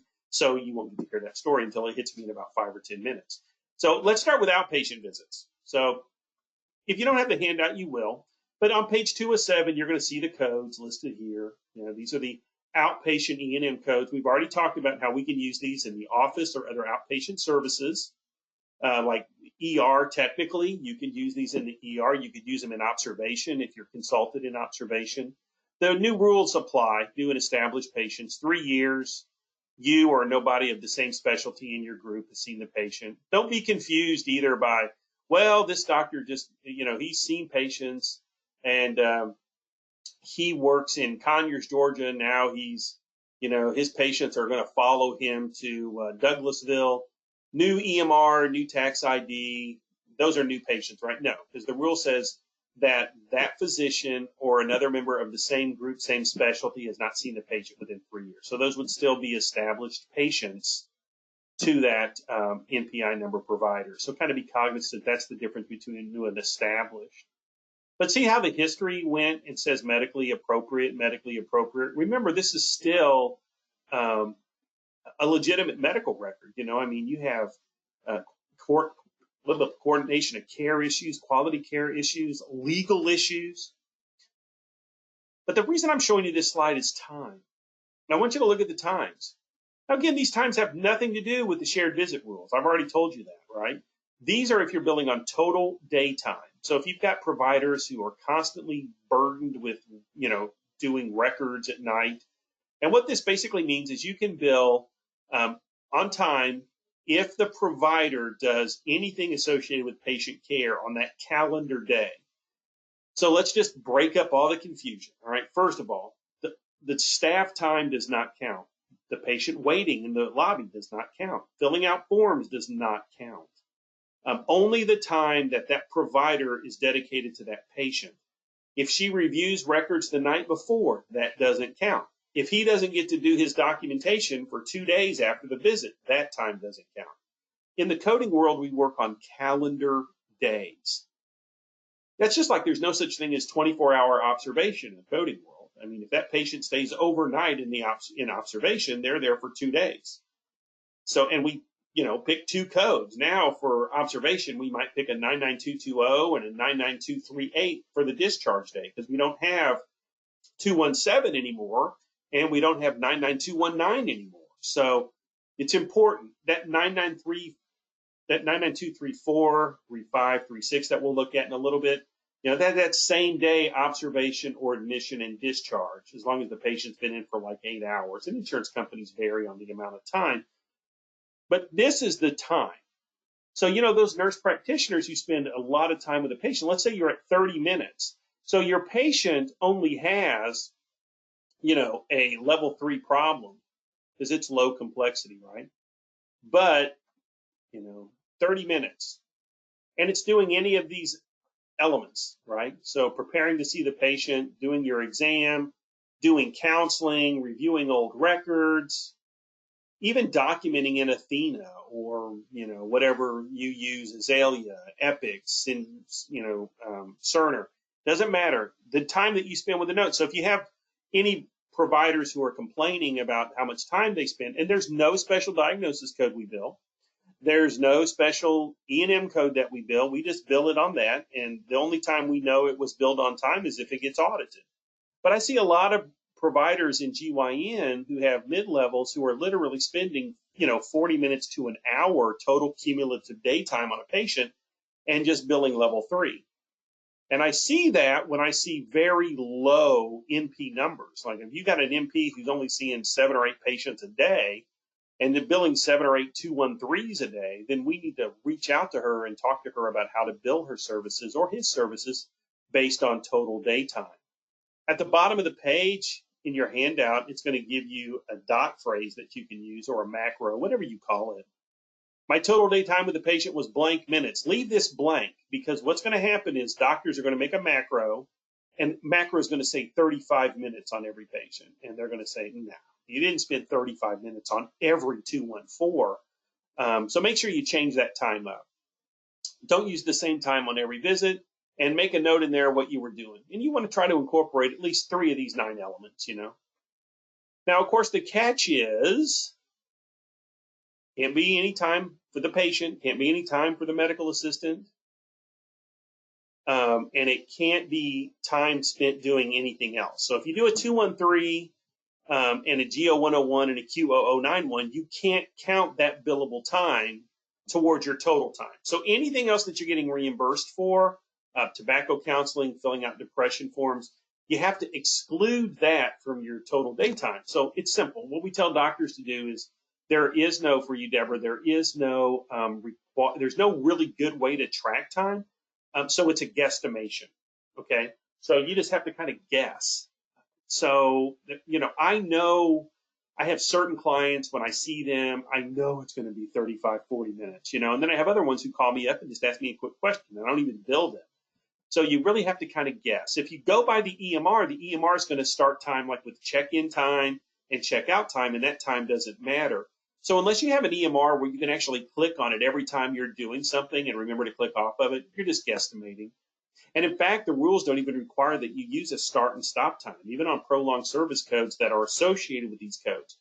You don't have to itemize either. You don't have to say, I spent 5 minutes doing this, 4 minutes doing this, 3 minutes doing that. That's not a requirement in the CMS manual, nor is it a requirement in the AMA manual. So if you're doing a lot of additional services on this data service, Q codes, G codes, administration of medicine or whatever, you would just want to, at the end of this sentence, say exclusive of all other billable services. Okay? Exclusive of all other billable services. The time that you're doing the ultrasound, that doesn't count. The time that you're interpreting the ultrasound doesn't count because you're already getting paid for that professional component or the global component. So you just have to kind of be cognizant of that. And if you're billing a physical, let's just say that my alter ego comes and sees you, Stephanie, and that's 40 to 64, and this visit took you an hour, you can't bill an E&M code for the amount of time that you spent with this patient on education, right? You cannot do this. When you're billing a sick visit with a well visit, the time for the sick visit cannot include time. And I'll talk about that in just a little bit. But please don't overlook this opportunity. There really is no good way to monitor your time. You're not going to stick a clock watch, stopwatch in there. You have an iPhone. I mean, who can remember to start the iPhone and turn it off? So it's really just a guess. Here's where you're going to get in trouble, though. These rules came out in 2021. At hospitals that I work at, they've let 3 doctors go because they were seeing, 20 patients a day and billing 215s based on time. And that's just it's not possible to do that. You can't do it. You can't see 30 patients a day and bill every one of them on time because there's not that much time. And we can look and see when the notes were closed and when they were open. And sometimes the doctor wasn't even finished in these notes for 3 or 4 days. So you couldn't say he went home. And so anyway, you're going to get caught. If you start doing a lot of 215s, you're going to get audited. And what I do as a consultant when this problem comes up, it's so freaking simple to find. You just say, okay, give me the doctor's schedule for, last Tuesday. And then I go into the system and I look at every one of those notes. I look at the start time, the audit history, the stop time, and I'm like, please, come on. You can't do this. And then we have to refund the money, and it's just a nightmare. And so don't lie. I know most of you wouldn't lie, but we all suffer because of the ones who do. So be honest about it. But that's time in the office, and here are your times in the hospital, right? So, total daytime. This has nothing to do with shared visits. And again, you have your prolonged service if you're 15 minutes over for, one of these 3 codes. But I want you to look at the time. Here's one of the things that happened. There were some GYNs who used to go, and you could bill a 99233 because this used to say 35 minutes. But in the old days, it would say you have to spend 35 minutes on the floor. Greater than 50% of that time was counseling and coordinating and care. Now, if you work in coding and billing and you look at notes, we should never, ever, ever, ever see greater than 50% in any notes anymore. There are no more greater than 50% time codes. Everything is total daytime. Everything that has time is total daytime. Everything. There's no greater than 50%. There's no face-to-face requirements. None of that exists anymore for time. And another thing, too, is like I've had some doctors who get confused about this, and they'll see a patient. Let me get my drawing tool again. They'll see a patient whose complexity supports a level 4, right? They'll see that. But they'll document, I spent 25 minutes with the patient, total daytime, and they'll bill the 1-3. And that's not right. You bill the level of service, the highest level of service based either on complexity or if you go on time. A lot of times patients were going to be level 3s or level 4s on complexity, but again, you find your nurse practitioner, spending an hour with that patient over the course of a day, requesting old records, and then you got to call the patient again at night. You're ordering their prescriptions. It can be a nightmare. So just kind of be cognizant of that. You can find all kinds of articles and videos on that if you need more clarification. But again, a lot of the things that people are doing that's wrong, they're counting their staff time, they're counting the waiting room time, they're counting the time of the nurses, the medical assistants, the procedure time. They're billing time when they're doing a physical, and physicals automatically include counseling, and those are two codes are mutually exclusive when you're doing it on time. Notice too that the 3-3s again have changed times. The 3-5s and the 3-1s. These used to be like 15, 25, 35, and they all switched. Notice too, you have no more discharge codes or observation codes. So when you're discharging from observation on a 2-day visit, you can now bill that as a 99239 if you document that the total discharge time was greater than 30 minutes. This handout's super. It's really good. I like it. It helps me explain stuff. I'm not that smart. So time, again, this word, counseling dominated, is gone. We can do total daytime, and I've showed you already, how those services work. Man, I am sitting in my dining room today with the window open. I'm getting the best breeze. I hope I don't fall asleep. Here's time for the office. Right? We talked about that. It'll be on your handout. And then here's an example of time for a 215. So I spent a total of 45 minutes today regarding, Mrs. Adams. I did this last year too. I use this slide for everybody, and then I forget to change it to Mrs. Adams. That time consisted of the following: preparing to see the patient, doing history, and you just list some of this. This would be enough for a 1-5. Now, if you are, no, I read an article that says you have to do start and stop times. Yeah, somebody probably told you that who Googled prolonged service, and that was the old rules. That was for 99354, 99355, 99356, 99357. Those codes required start and stop times, and actually they didn't all include that. And those codes are gone. So you don't need them anymore. And if you go to your CPT book and look under prolonged services, they've got some really good tables in there that'll help you know how to bill prolonged service, what codes are what you do and don't need. Well, I went to a meeting and they said you had to break it up and tell me, no, you don't. You're not required to do that anymore either.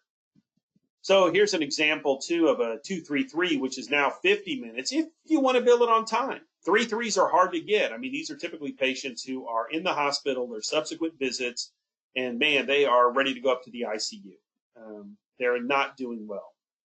So, but that doesn't mean you can't ever bill them, because sometimes you might have 50 minutes total daytime. You might look at the notes before you go over there.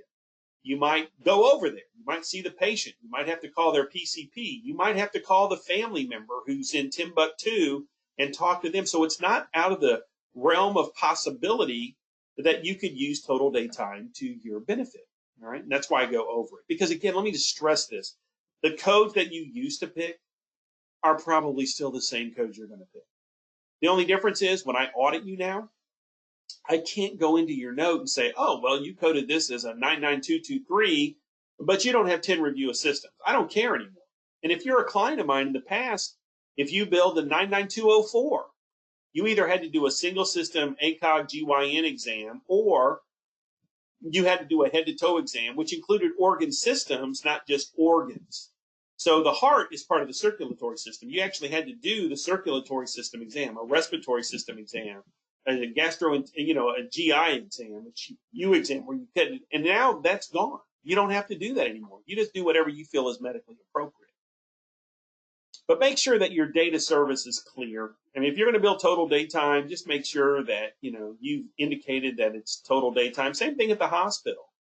I mean, shared visit time doesn't exist the following day.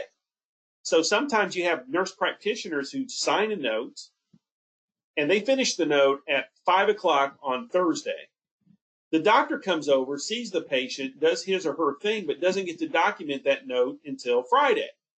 Well, we're looking at the signature date. So if the doctor doesn't tell us in that note that his service actually happened the day before by putting in the date, that'll be denied on post-payment review. So the date of service is so important, and people overlook that in coding and billing. Yeah, Deborah, anything that's counseling related is included in the preventative service. Anything that's counseling related. I got a question on, like preconception counseling. Anything that you do that's counseling is going to be incorporated into the allowables for the 99381 through 99397. Counseling, it's all included. History, medically appropriate. Again, just remember from HIPAA, you'll recall that record's not yours. That's the patient's record. You're just holding on to it. You got to remember, too, there's people who are going to be needing data in there for pre-certs, signs and symptoms. That's important. You're going to have other doctors who see that patient when you're out of town, when you're in a mission trip to Guatemala. Somebody's going to have to use your note. You want to make sure your note's clear. And then the most important thing is, we don't like to get letters from attorneys or the composite board. So that record is really important from you, just not from auditing standpoints, but for so many other reasons. Again, I told you earlier, the chief complaint is important. It's critical. Patients here today to follow up on menopause, patients here today to follow up on endometriosis, hypertensive diabetic patient here today to follow up on gestational diabetes, or whatever you have that you're going to bill for. You have to make sure that whatever's in the chief complaint matches what's in the assessment and plan, unless there's some new condition that you found on the exam. Like she may not know she had a lump in her breast until the physical exam. So if you write down, lump in the breast and you're referring them for a mammogram, I'm going to look at the physical exam to see if you actually examined her breast. But if you didn't examine her breast, then you don't even have to put that in there anymore. If you didn't listen to her heart and lungs, you don't have to add that anymore. If you don't want to do a 10 review of systems on every patient, you don't have to do that anymore. You can sit down with your medical assistant or nurse and say, listen, this is what's important to me. We made these templates 5 years ago when the coding guidelines were ridiculous, and now we can kind of back off. And again, that doesn't also mean that you can just stop doing a history. I mean, there's still medically appropriate issues, and you're still going to have administrators and directors and hospital auditors who are looking at your records, but sometimes they don't even know the rules have changed. So you might have to go to the record, go to the tape. But again, I don't need 4 HPI anymore. I don't need to know location, duration, quality, modifying factors, associated signs and symptoms. All other systems reviewed were negative. You can say whatever you want now. You can say review of systems as per HPI. You can say 2-week history of vaginal discharge, and I don't need you to go into length about it. She first noticed it when she was blah, blah, blah, and the severity and modifying factors. You don't have to do that anymore. Just practice medicine the good way, and a lot of younger physicians that I work with, they don't know what it used to be like prior to 1992. I'd go into offices in the early 90s, and a doctor, this will shock some of you, not a lot of you doctors who are past middle age or close to middle age, doctors used to have their entire family on 3x5 cards. I mean, you didn't even have charts back then. I literally would audit 99215s that were on the front part of a 3x5 card. I mean, it's insane. And they'd pull out this little envelope, and it would have everybody in the family going back, 30 years. And you would just be like, oh my gosh, is this really what you're doing? And those are the doctors who would say, why can't I just bill on complexity or on my time? That's all they wanted to do. So now you can do that. I'm not telling you to go on 3x5 cards, but all the time that you spent developing those templates in your EMR, if you like them, use them. If you don't, you can, change them now. It's also important, too, that if you go to the hospital, maybe some of the hospital coders who primarily focus on ICD-10, they may not be aware of the fact that you don't need that gigantic Cerner note anymore to do subsequent visits or initial hospital visits. Now, the other good thing that's cool about this presentation is it's so simple, to use. This isn't organic chemistry, right? It's not DNA replication with a leading and a lagging strand and ribosomes. You don't need to know all that to do coding. As doctors, you made it through all those chemistries and redox, and you know all that stuff. This is simple. This is a piece of paper with 2 fingers. So when you look at this on page 5 of 7, it's going to list all the codes now that correspond with the same 3 levels of decision making. So in the old days, the reason I had a job was, these codes had their rules, ER codes had their rules, nursing homes had their rules, and home visits had their own rules, and I had to know all those, and that's why people would pay me to come and work with them. Well, now the nursing home visits have the same requirement as an ER level 2 visit, and that has the same requirement as a level 2 office visit. So things that are straightforward are level 2s, and those are things, and here we go, elements of decision making, 2 of the 3 elements. Most of the time, your 2 of the 3 elements are going to come out of the presenting problem and the risk of ongoing complications, right? So if you see a patient with one self-limited or minor problem, and you put them on an antibiotic, and or you don't give them anything and you tell them just to go home, it's going to be fine. In the office, that's a level 2, right? That's how the system works. So you put a finger here and you put a finger here, and you're ready to go. Now, we're not going to bill a lot of level 2s. We're primarily going to bill in GYN level 3s and 4s. And the way this system works is, again, it's very common. The thing that I need to clear up, though, is the definition of this word chronic, because a lot of people don't understand chronic. Chronic is not just a 1990s rap reference to marijuana. Chronic in the AMA book means that it's a patient who's going to have a condition with an expected duration of at least a year or until the death of the patient. A lot of times you use the word chronic, and as providers you think, well, he's had this problem for 6 months, that's chronic. Or you find a diagnosis code that says chronic and you use that. But you have to quantify the word chronic if you're going to use it for level 3 and level 4 visits. So for example, if you wanted to do a 99213, that's a patient who has, a presenting problem here. They might have 2 or more self-limiting problems. They could have one stable chronic condition, and I just recommend to my private clients that they do a dot phrase, that in the assessment and plan, they put down the diagnosis, and then underneath it, they just do the dot phrase that says, this is a chronic condition with an expected duration of at least 12 months. That's how you quantify chronic. You could have an acute, uncomplicated illness or injury, which you guys are going to see a lot of. This is new for this year, and this is another good one for a level 3. It's a patient who you see for a problem. You give them some treatment. They come back and see you a couple weeks later. They're getting better, but they haven't resolved. That would be a level 3 now. So these are the ones that pretty much put you in the level 3 bracket. And a lot of times these are patients who get over-the-counter drugs, antibiotics. You schedule them for a colpo or something that's, what you consider a minor surgical procedure.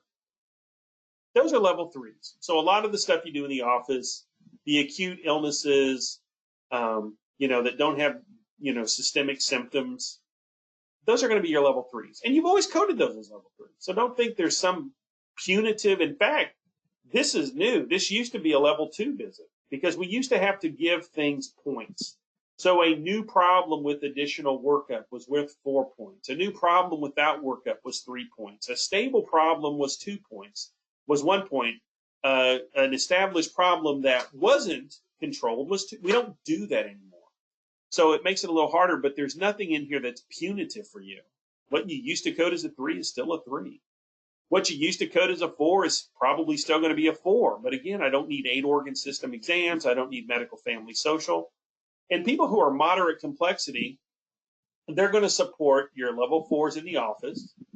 They're going to support a 99222 in the hospital or a 99232 in the hospital. If for some reason you build observation or admission on the same day and you discharge them on the same day, that would be a 3-5. And what is that? Well, that's a chronic condition that you've identified as chronic. Maybe they're on prescription drugs. It's an undiagnosed new problem with uncertain prognosis, and you're doing a decision regarding, major surgery. It could be an acute or chronic illness with systemic symptoms, right? And I'm going to talk about this one because this one usually has something to do with this column, as well as this one can be as well. You can have 2 or more stable chronic illnesses that you're treating, not that you're just addressing for the ACO, but the things that you're directly treating and that are going to be in the HPI, chief complaint, whatever. You can even have an acute complicated injury. Not so common, but these are the kind of things that you should look at. And then look here, here's your social determinants of health, right? That box. Yeah. Oh my gosh, Deborah, you just typed that as I was going to explain it. So you might have a patient who has an undiagnosed new problem with uncertain prognosis. You're not going to do any kind of surgery, but they have one of these social determinants of health factors that I'm about to show you.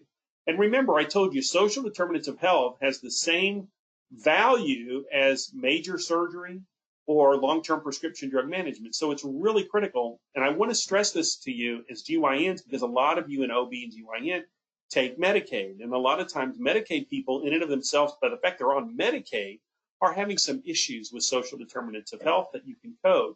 And you'll also remember I told you that this doesn't have to be coded by, doesn't have to be documented by a physician or an APP. It can be documented by anybody. You remember what song I told you to remember? I can't drive 55. And it goes all the way down here. But here's a range of them. I'm going to show you a real cool link that's coming up that you'll take a picture of. It'll take you to a list of them. Look at this, educational literacy problems, unemployment. That's a good one. Housing and economic circumstances, social environment. If you look at Z62, you'll all laugh, especially if you grew up in the 80s, because all these apply to us latchkey kids.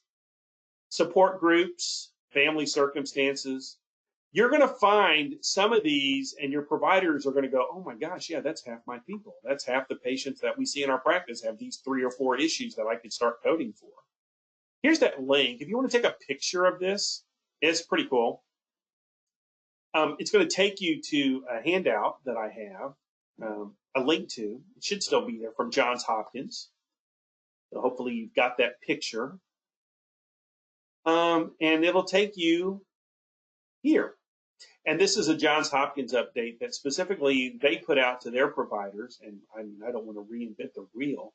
I work at Johns Hopkins. I don't need to redo their stuff. But look, here are the codes. So let's just say that you have a bunch of problems who have housing problems, right? Housing. You could pick some of these, and just say, listen, here's some diagnosis codes that support moderate complexity with the level 4.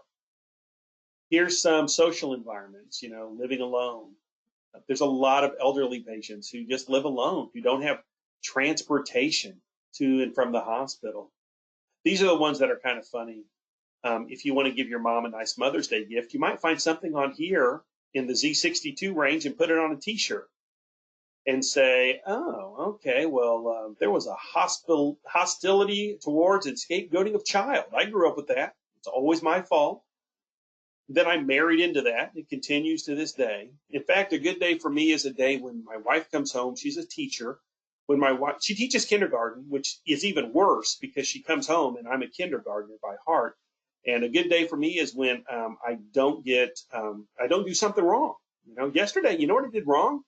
I washed some of my workout clothes and I put them on a 15-minute soak, right? And I accidentally forgot to turn the washer back from 15 minutes to no soak. And she had a program, a thing she was doing with her kindergarten class with tie-dye shirts. And when she washed the shirts, she got mad at me, called me out at church in front of our friends, the pastor and his wife. And I just, I was like a dog with my tail between my legs. So any good day for me is when I'm not scapegoated. But this would be a great idea for a gift for your mother. Personal history of neglect in childhood, right? Next page. I'll get off myself here for a second. These were some of the ones that I already showed you. Transportation insecurity. This is not the entire list. If you click on this link, it'll take you to all of the codes. I think it's probably 3 or 4 pages. But these are things that, again, have to do with money, family, housing, healthcare, and literacy. Find something in there. Use them. They're good codes. Those are the level 4s. And again, what you used to code as level 4, maybe you have a patient who comes in who's got a chronic condition and you're scheduling them for surgery, right? So they've had a chronic condition. they're needing surgery. They have an acute illness with systemic symptoms and they need surgery. Somebody might have an ovarian cyst, or they could have some kind of problem going on that's an acute illness that requires this. When it comes to these undiagnosed new problems, we see this all the time with abdominal pain, and you need to do a laparoscopy. Sometimes if they have a problem that's undiagnosed or new, what if you're not prescribing them medicine? What if you're not going to schedule them for surgery? What if they don't have a social determinants of health? You can use this column and this column. Now, this is the data column, and this is still confusing to people because it's new. Most of the time, you're going to use category 1 or category 2 to fulfill this requirement. Now, listen, category 1 is really simple.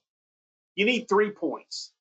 There's 4 areas where you can get points. You can overlap them, and I'll show you that in just a second. But what if you had a patient, they were a poor historian, and you had to get the history from somebody else? That's a point.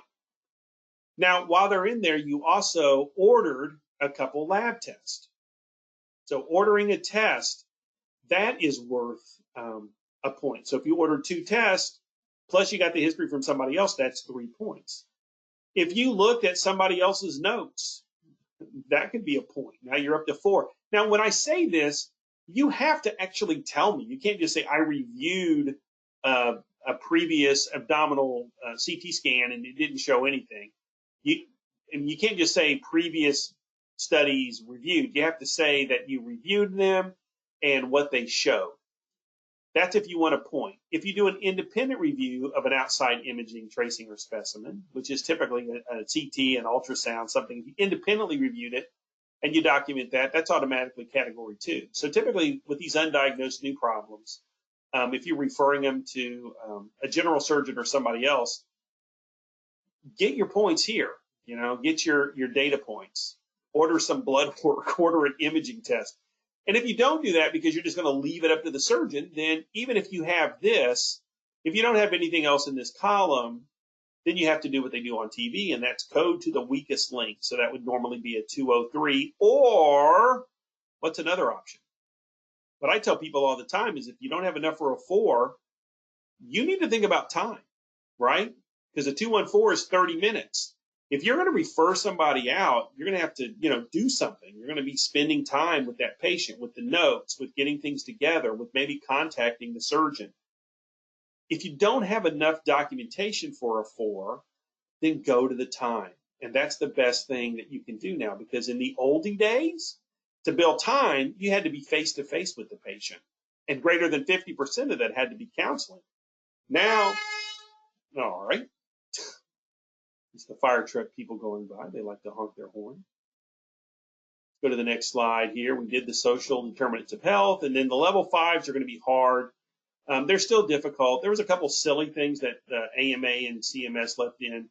These level 5s are what you're going to bill, for high complexity. It's really in the office. Normally, they have to have a chronic illness with severe exacerbation or an acute problem that's so bad you have to make a decision regarding hospitalization.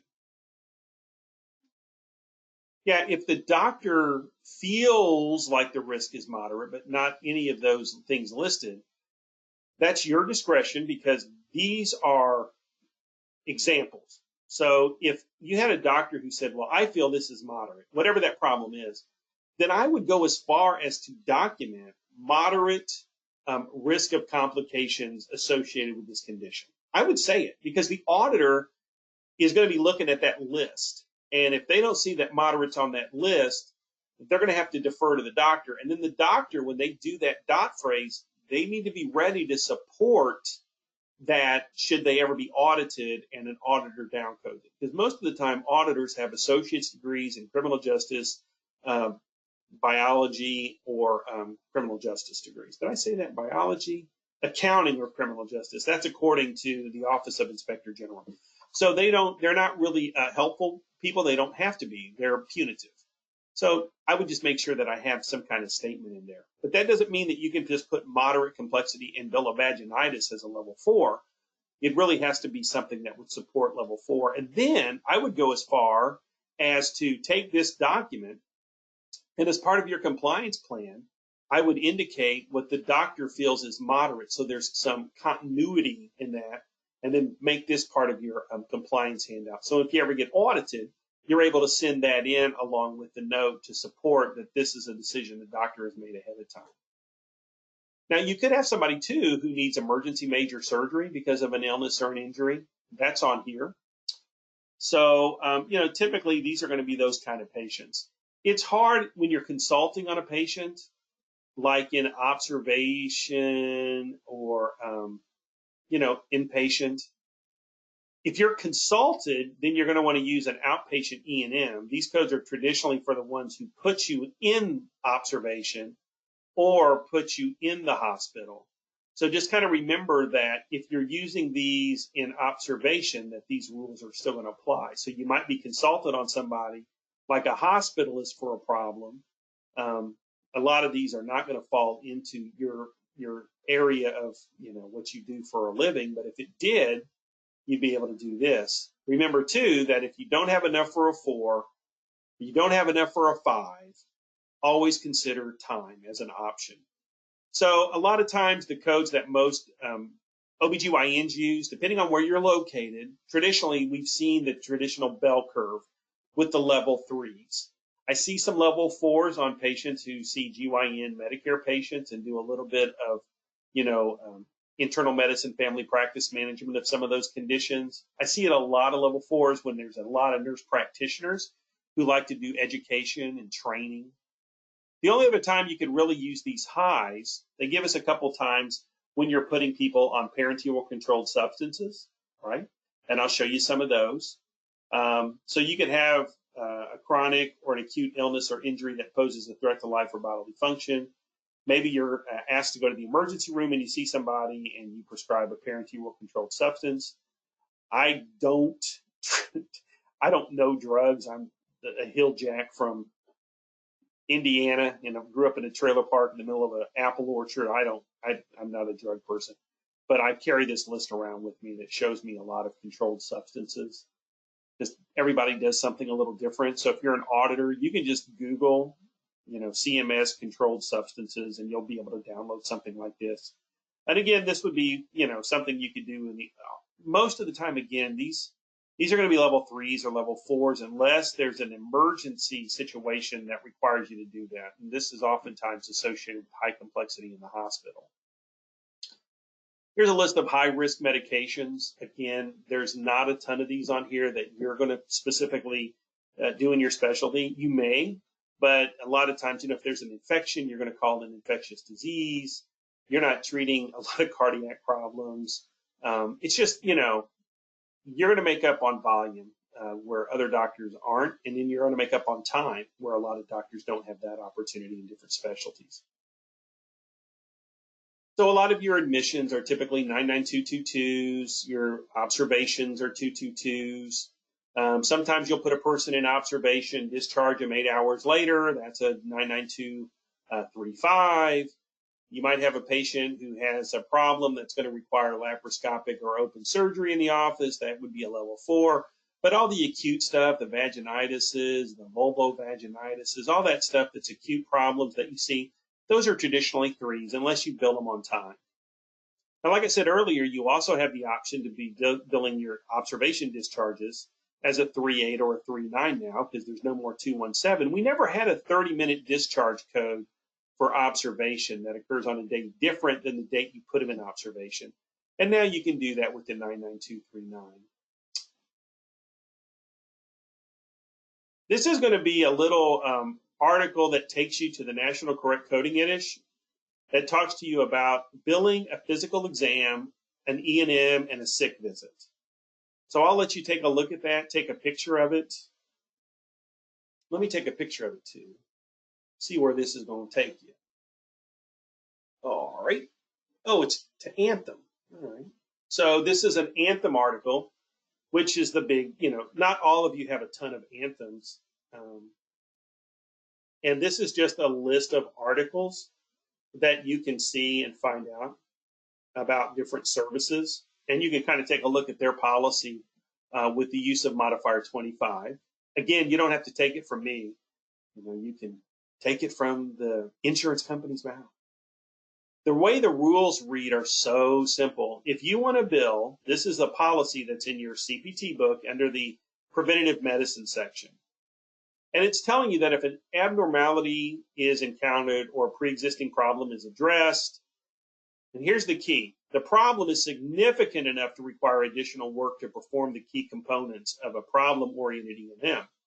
Now, when it says here the key components, you'll remember there are 7 components to an E&M. The first 3 are the key components, history, exam, and decision-making, and that's why it does not allow you to bill the sick visit on time. And I've had physicians lose audits based on that. So you go out on the internet, you're going to see all kinds of crazy stuff that people say, you can do this, you can do that. Yeah, even if you address the hypertension, diabetes, and hyperlipidemia, you can bill that as a sick. No, you can't. You have to have a problem. There has to be a problem where maybe if they had the lab work drawn before the physical and now you have to address that and now it requires additional history and exam, you can do it. But just addressing chronic conditions that are stable, listen, there's so much overlap between a 99396 and a 99214 that you can't sit down and tell me what goes where. What I'm going to see in the preventative portion is going to be all the additional preventative blood tests that you might order, the mammograms. But in the assessment and plan, the physical exam that you use to get there is part of the physical. The history that you use to get there is part of the physical. And any counseling that you do is part of the physical. So I would just be really cognizant of the fact that if you're going to bill sick and well, make sure there's a problem. So here's an office. The patient came in for a physical. They had some knee pain. So we have it in the history, right? We have it in the review of systems. A lot of times you have a problem and you just try to address it in the medical decision making, but I don't see it in the history. Or the physical exam will say, normal musculoskeletal, no pain. And the review of systems will say denies musculoskeletal pain because we just keep clicking these little boxes. This is one of the only groups that ever passes Anthem audits when they get audited. And I also like to point out to you that I think it's on my website, my YouTube page. Unless Cigna has changed their mind in the last couple of weeks, Cigna is going to require us to start sending in notes to support the use of the 25 modifier. They're going to start doing prepayment reviews. So if you take Cigna, now I don't have a problem with Cigna, but every time I say Cigna, I always think call in, get no answer. I always think about that for some reason, but you can go to my website, look at the article. Now, if you Google that, you're going to see a bunch of old articles where they tried to do this a couple of years ago and then they changed their mind. So we're kind of hoping they change their mind again. But just imagine, insurance companies are getting sick of that. Some of the managed care companies will let you bill a physical with an annual well visit, but if you bill a E&M with a physical, they cut your reimbursements in half on the E&M. Medicare has threatened before to do that, where if you bill anything with a modifier 25, they're just going to take half the reimbursement away from the E&M service. So here they had it in the history, the review of systems, they have it in the exam, and then it has its own assessment and plan. So in this particular case, they've got 2 of the 3 key components covered and not just one of the key components, which is the medical decision making. Now, again, you don't have to listen to me. You have to make sure that you understand that if you get audited, it's not what somebody else tells you, it's what the rules say. So I gave you that link, so check it out. You'll also be able to find information on that on the NCCI edit link that I gave you when you read about the modifier 25. So I'm just crazy about that. I mean, first of all, when you do that, normally what happens is that the patient gets upset because they got a bill, right? So if you're going to do sick and well, make sure you're documenting it right. Make sure you have an education system. A lot of times doctors will put a sign up in the exam room that says, if you're here for your physical and I address another problem, you're going to get a copay, co-insurance, or you could be liable for co-payments, co-insurance, and deductibles. Nothing is more upsetting to a patient when they get a bill when they thought they were going to get a free visit. First thing they do is they call Anthem, and Anthem says your doctor billed it wrong. Then they call the office, and the coders can't change it because it's a HIPAA issue. And then they go to church. Listen, I'm a coding guy, and I go to a church where I'm like one of the youngest people at 55. And where do you think these ladies show up like Shawshank Redemption, thinking I'm going to, and they'll bring their remits to me, their EOBs, and say, why did I get this bill? What's going on here? And I'm sitting there at church on Wednesday night on a prayer night, And I'm talking to these ladies about their bill, and they just want to talk smack about their physicians. And I'm like, oh, no, they're really good. Don't worry about it. Also with you guys, there's always this problem about who gets to bill the physical. I mean, if the internist bills the physical and you bill the physical, it gets denied. I can't help you with that. It's terrible. That's the way the system works. It's not fair to these patients. So that's why if they have Medicare, the Medicare commercial payers will let you bill a physical, a 99397 if they're 65 or older. Medicare traditional will not. And if the patient's already had a physical and they have Medicare, your best bet might be to find a problem, bill a 213 with a modifier 25 and do your G and your Q code. That might be your only option. But if you're ever wondering about other preventative services, this is a great resource for you. If you take a picture of this, it's going to take you to this educational tool where you can look at the policy coverages for different things, the STD testing, the intense behavioral therapy for cardiovascular disease. Not a big fan of this obesity code. I mean, you can use it, but your best bet would be just to add time and code a higher level E&M service.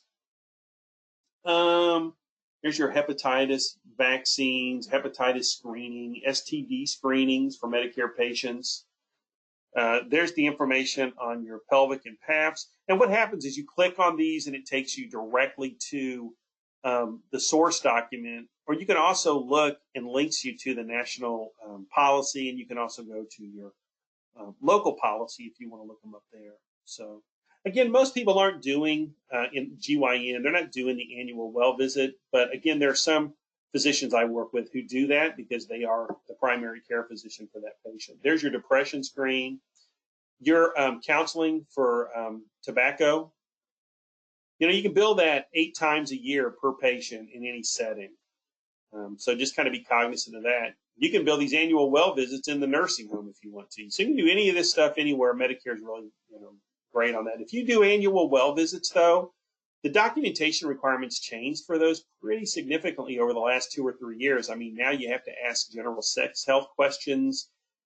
There's a requirement that you screen for opioid use disorder. If the patient's on opioids, that if they're on opioids, you give them optional treatment options for opioids. It's not enough just to refer them to their pain management doctor. They're requiring you, to do that now. So the documentation requirements are fairly significant. Even that health risk assessment form is very specific. So if you are doing annual well visits and you're patient with me, you can send me an email and say, hey, stupid, can you send me your annual well visit template? I'll send it to you so you can look at it. But if you change it or alter it in any way, then that's on you, boo. I can't help you if you get audited and you change my form, because I'll send it to you in a Word document. So you can at least look at some of the questions that we use in other practices. But that's only if you need it. Most of you probably are not billing those. We talked about telemedicine. I already told you, about consent, topics, time, and location. When I looked at that, article that I just got from the American Academy of Professional Coders less than 2 hours ago, they address this and they talk about, with Medicare, we're still using the 95 modifier. We're still using the place of service where the service would normally happen, which is 11, but now they're accepting O2 and the other place of service. So it's just really good. If you're a coder and you got that article, awesome.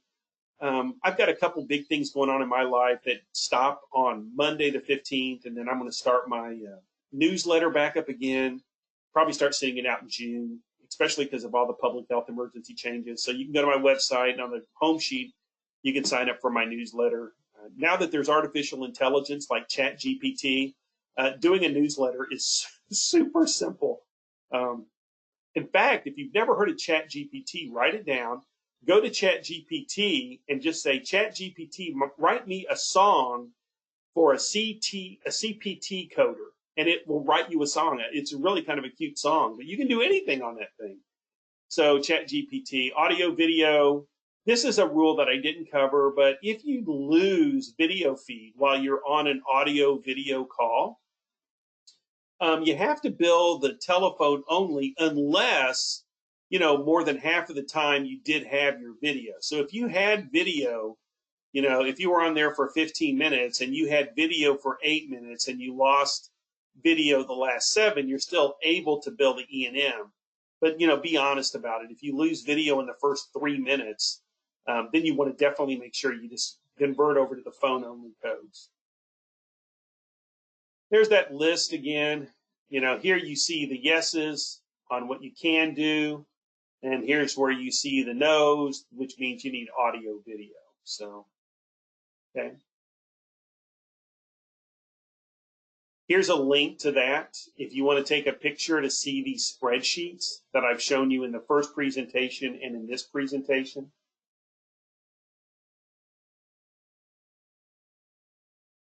You know, some of you want to build that advanced care planning code for patients who are terminal, or you're talking about hospice and you're going over, you know, end of life things. That works, and you can do that. Not that you'd want to, but again, that's an example of, you know, you can do audio only. And again, these codes, we all said you can do audio only.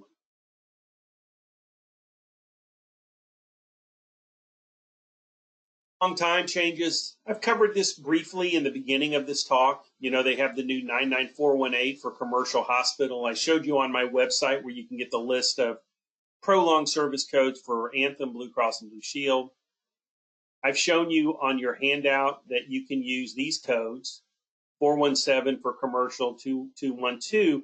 When you go 15 minutes over the base code, we just call this the 69-89 rule, right? So you have to get 89 before you can do time and prolong here. And then you have to do 69 because it has to be 54 plus 15. And you can use those codes. There's no more start and stop times. Your documentation could look as simple as this.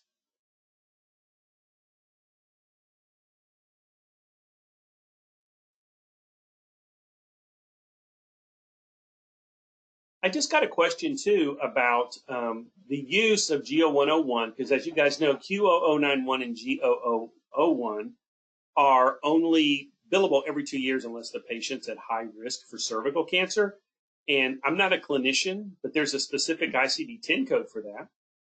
And that's completely up to the discretion of the physician because you have to use a specific ICD-10 code. So after I show you these next two slides, I'll show you where you can find that information at. So here's your, you know, remember we talked about prolonged in the hospital. There's those codes. Here they are. Normally, you're going to try to use it on a 233, but I mean, the time is insurmountable usually for that because you'd have to go 65 minutes. But that code could look something like this. This might be an example of a note. No start and stop times, no itemization. Interpreters are another great time that you can build total time. You know, the length of time that requires to translate services can help you support a higher level of code based on that. And just to kind of show you this one thing that I shared with you about the preventative list, let me just go to that real quick. And I'll pull this up and then we'll shut down here. I'll be on time again. And so I'm just going to go to CMS, MedLearn Preventive, right? And it'll pop this little thing. This is the picture I gave you to go and look at. And here's what it is. And you can go to cervical cancer screening, and it'll give you the ICD-10 code for that. That's not the one I wanted. Which one did I want? Which one do I want? I can never find it, but I'll find it. Hold on. Some of you are seeing it already. I'll just use this one. So, you know, if you go to this, it'll give you the high-risk diagnosis codes, and you can correspond these to problems that a patient might have. So by all means, if you go to this policy and you look up these diagnosis codes, you can easily make a little handout. I don't have one. I don't want to get in trouble. But then it gives you a link to the national correct, you know, the national coding on that, and that'll have some additional information that you can use.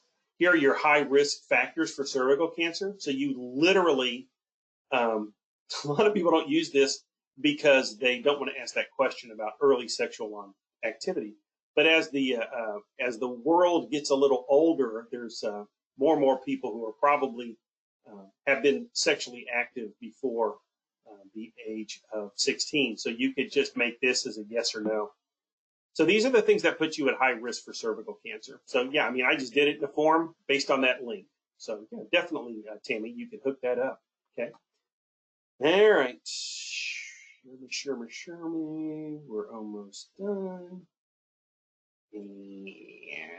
And we talked about incident 2, right? I gave you all the bad news about shared visits. I gave you all the bad news about billing and credentialing all your mid-levels.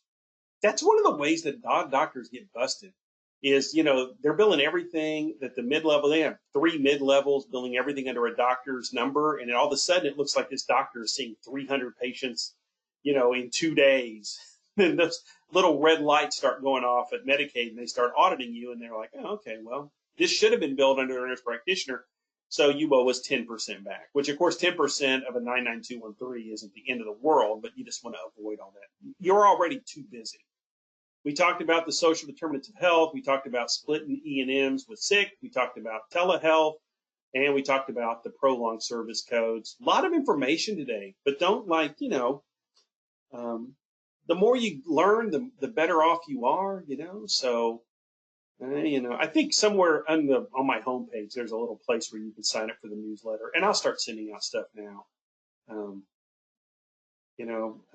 have more time. I went back to school, picked up a couple degrees during COVID, and all that stuff comes to an end on the 15th 'th of this month. So I'll be back to focusing in on my job again. Also, I have some coding classes coming up if you want to become a CPC. Athens really fills up pretty quick, but if you're anywhere near Athens, they have this at a hotel in Watkinsville. It's a pretty deal. It's 3 days. And then if you want to really have fun, you can go to Charleston. We do a nice one there. I always stay over by the outlet malls. So fun. And then, if you have questions, be cognizant of my time. Be patient with me. I work every day like you do. I have a ton of clients who pay me to answer questions. So, just maybe 1 or 2 quick questions a year is fine. Some of you do that already. I don't have a problem with that. But please, again, don't send me a 15-page op note and just ask me to audit it for free. That would be like if, again, I showed up at your office and asked for a complete 30 physical. But if you ever need to hire me, work with me, cool, call me, reach out, talk to me. I've got a question here. It's up to the GOGS. I think by now, unless something really catastrophic happens, we probably will be doing these in person again, I would think, in December. A lot of people are complaining. I'm hiring, a lot of people are calling me, scheduling me to come to work with their GYN practices in person because they don't like the remote stuff. And some people are like that. Some people love the remote stuff. So, yeah, I'm recording them. I'm looking at your questions now as you come across my screen. You do get a copy of this. I'm recording it now. I'll translate this into a MP4 file and send the link to Nicole and the GOGS, and then she'll send that out to you if you want a copy of it. And I'll also attach the handouts just in case you didn't get that. And she's also going to reach out to you, or you'll reach out to her to get your CEUs. So listen, I hope you have a great weekend. Looks like the weather's great today. I hope you get outside. I have not been outside of my house the last 2 days. The only time I got out of the house this week was Wednesday night when I went to church. So get outside, have some fun. Thanks again so much. You get your CEUs if you're a doctor. Great happiness coding. And anyway, that's all I got for you. So, yeah, let's see here if I can unmute anybody who wants to close us out here. Where's Kate at? All right, I don't know that anybody's there. All right, well, listen, that's all I got. So let's see. Oh, now the questions are coming in. Thank you very much, guys. You're all so kind to me every year. We've been doing this forever together. One of these days, they're going to change something in the GYN section. I mean, I think in the last 10 years, there's probably been more deletions in your section than there have been additions. So I love you all very much. Take care. God bless. Be safe. And don't forget Z62 t-shirts for all those abusive mothers out there. And if your mom's still alive, give her a hug. All right, I'm closing out. I'll talk to you guys soon.